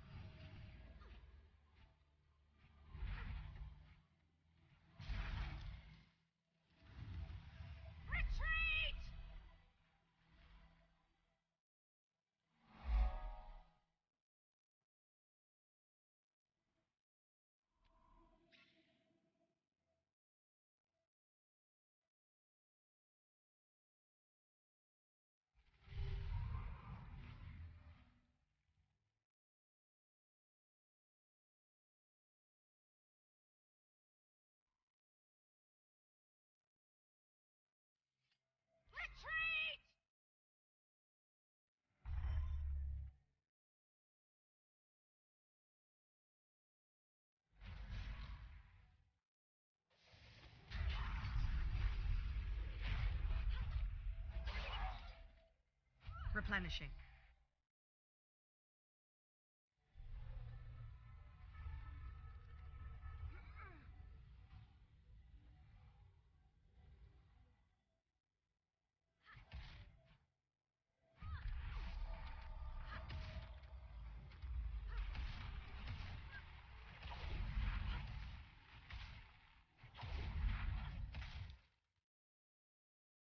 Retreat!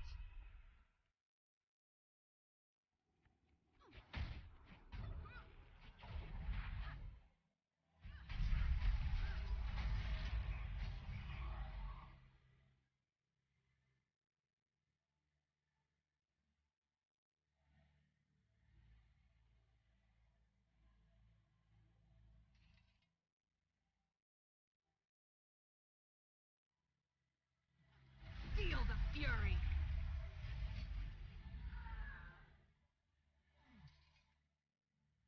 Retreat!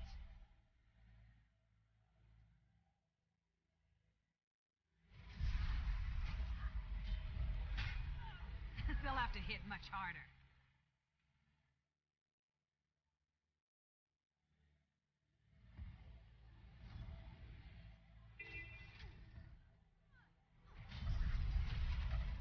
Replenishing.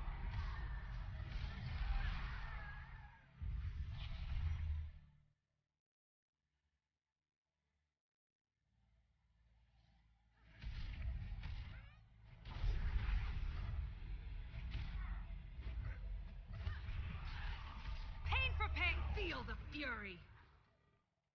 Retreat!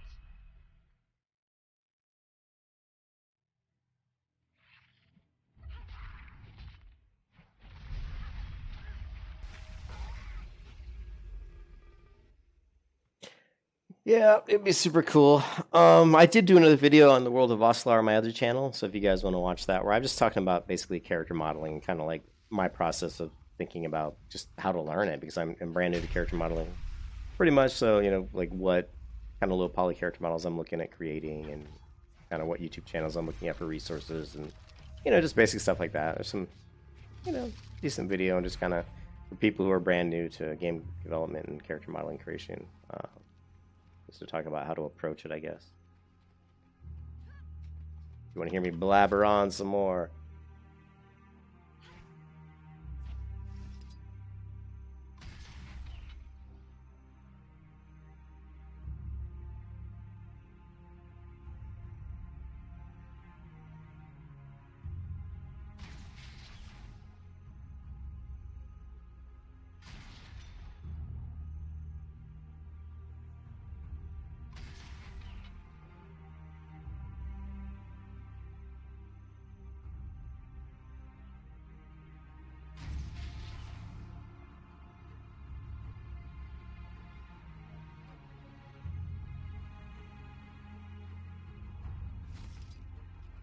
Retreat!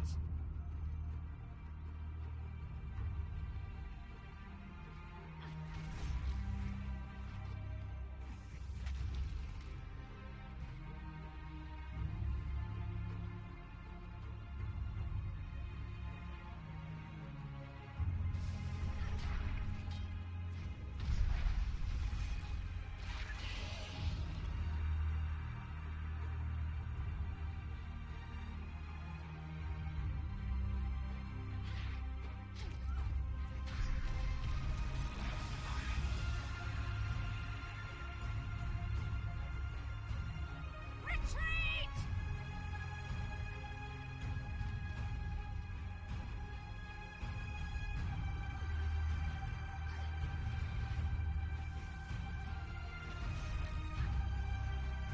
Time to do some real damage.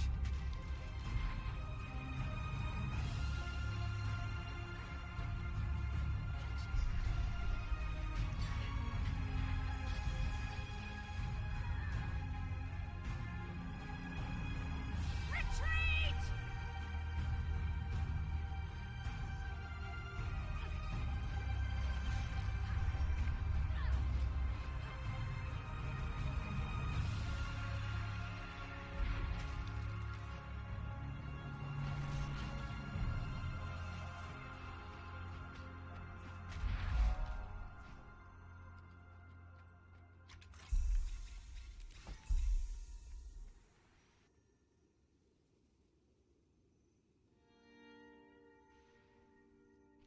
Retreat!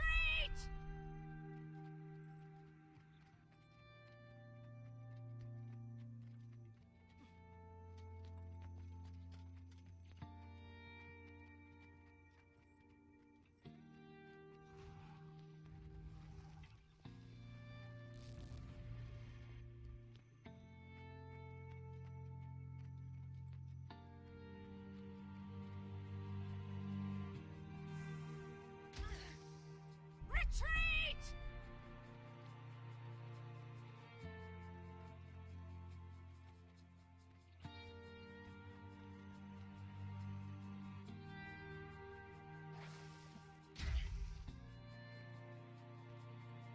They'll have to hit much harder.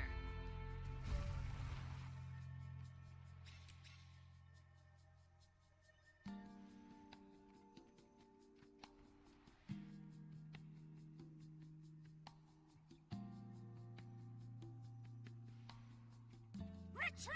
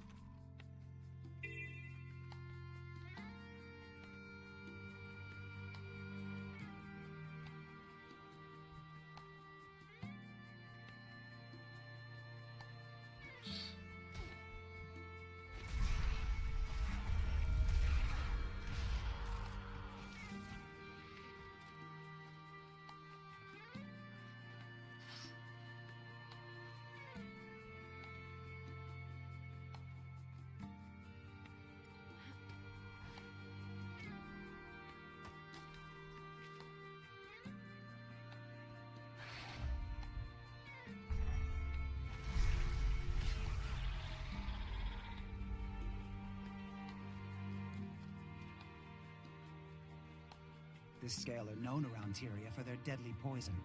We need plenty of samples to isolate the source of that toxicity and to weaponize it for the Char.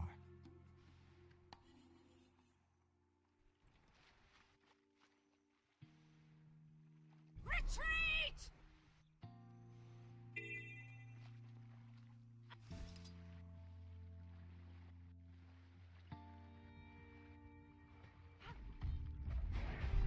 Feel my wrath!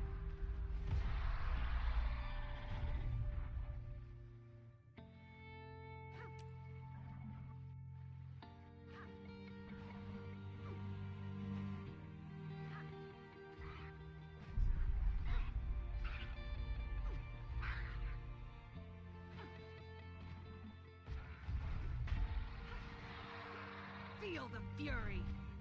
Stand your ground!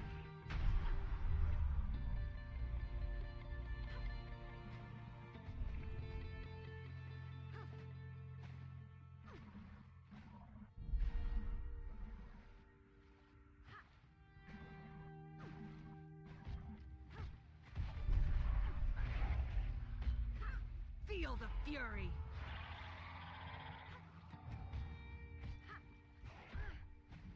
Replenishing. Save yourselves!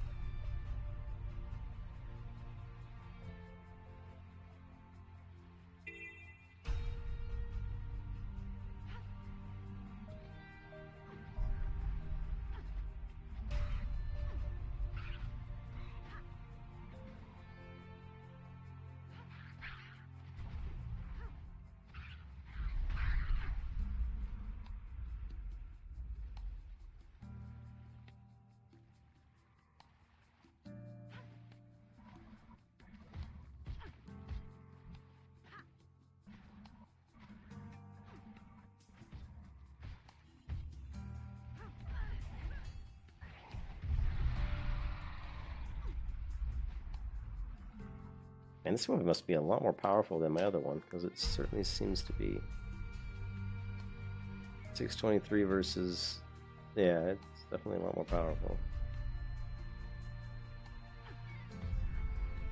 Time to do some real damage.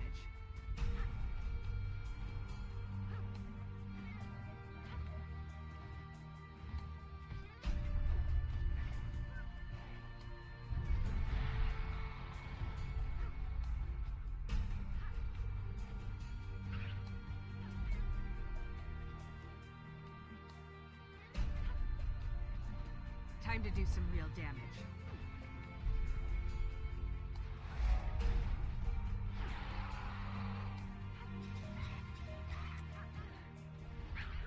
Feel the fury.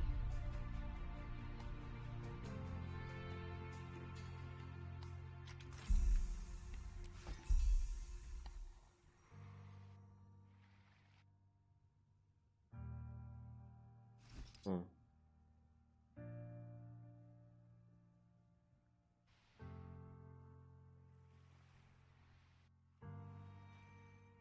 I just feel like I should go over and check this out. I mean, I see there's nothing here, but that, I don't know, man.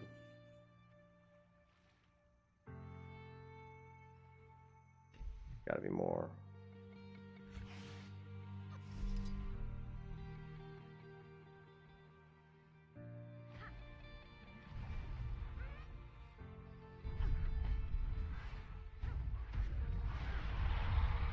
Stand your. I feel good.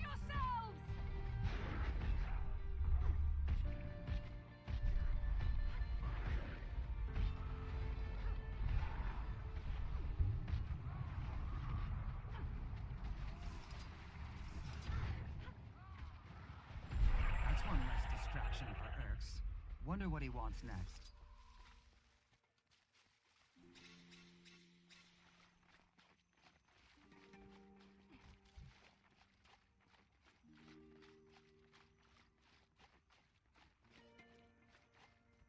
Retreat! Now we test the latest iteration of my incredible revolutionary scale charmer.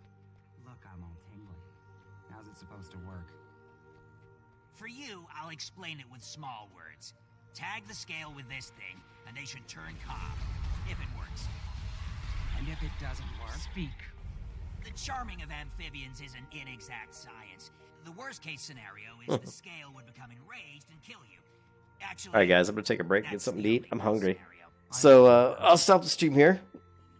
And then I don't know if I'll be back. Oh, I got another. Let's kill this guy. Excelsior. I don't know if I'll be back again today or not. I gotta, depends on what my wife wants to do, if she wants to hang out. I mean, I know I'm gonna play more Guild Wars 2 today. Just not sure when. Pain for pain. They'll have to hit much harder.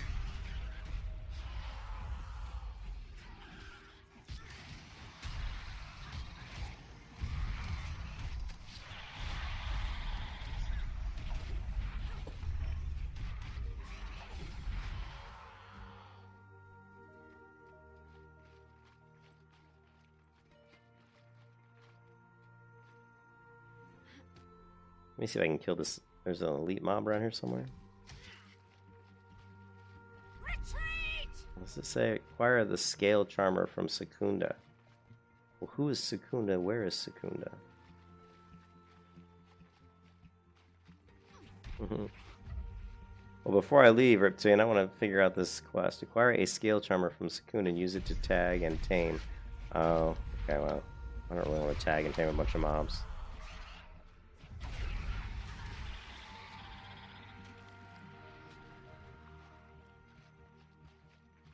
Do I have it?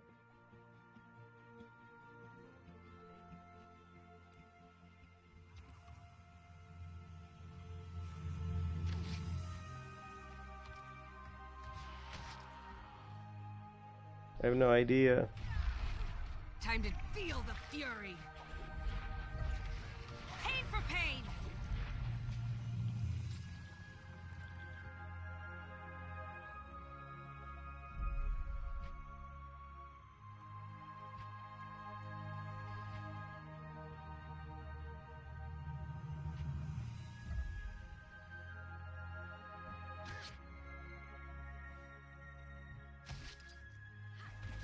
Time to do some real damage.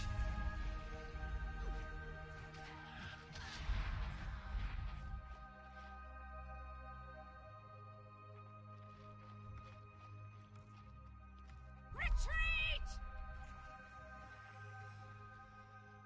Speak. Okay, now I've got this thing.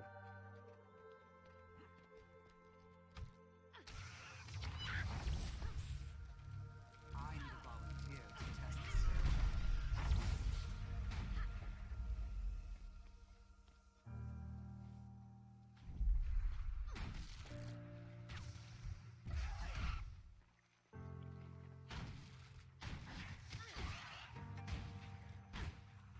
have to hit much harder.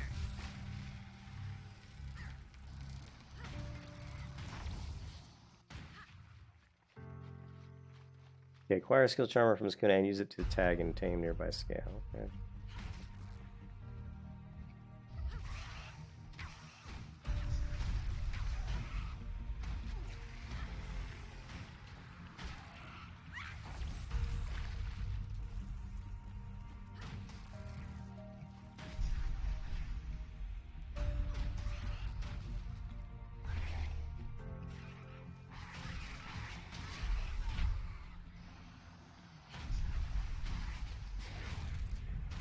They'll have to hit much harder.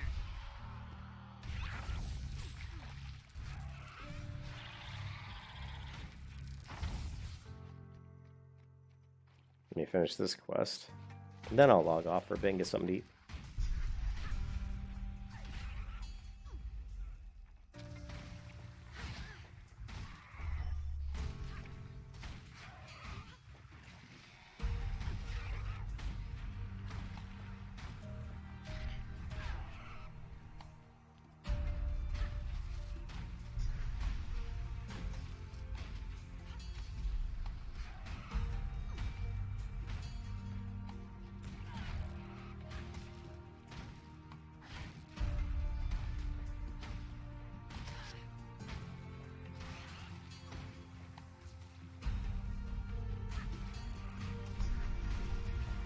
Pain for pain!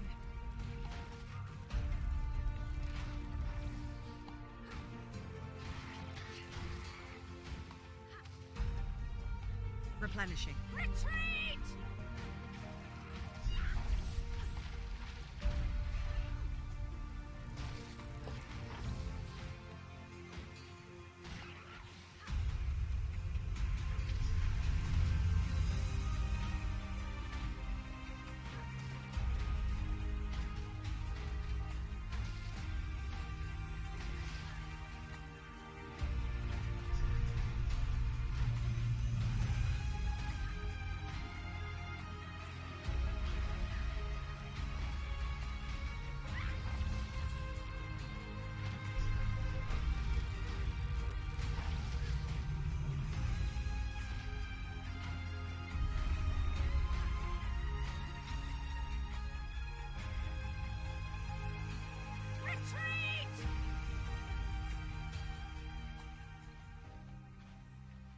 Okay, that's done.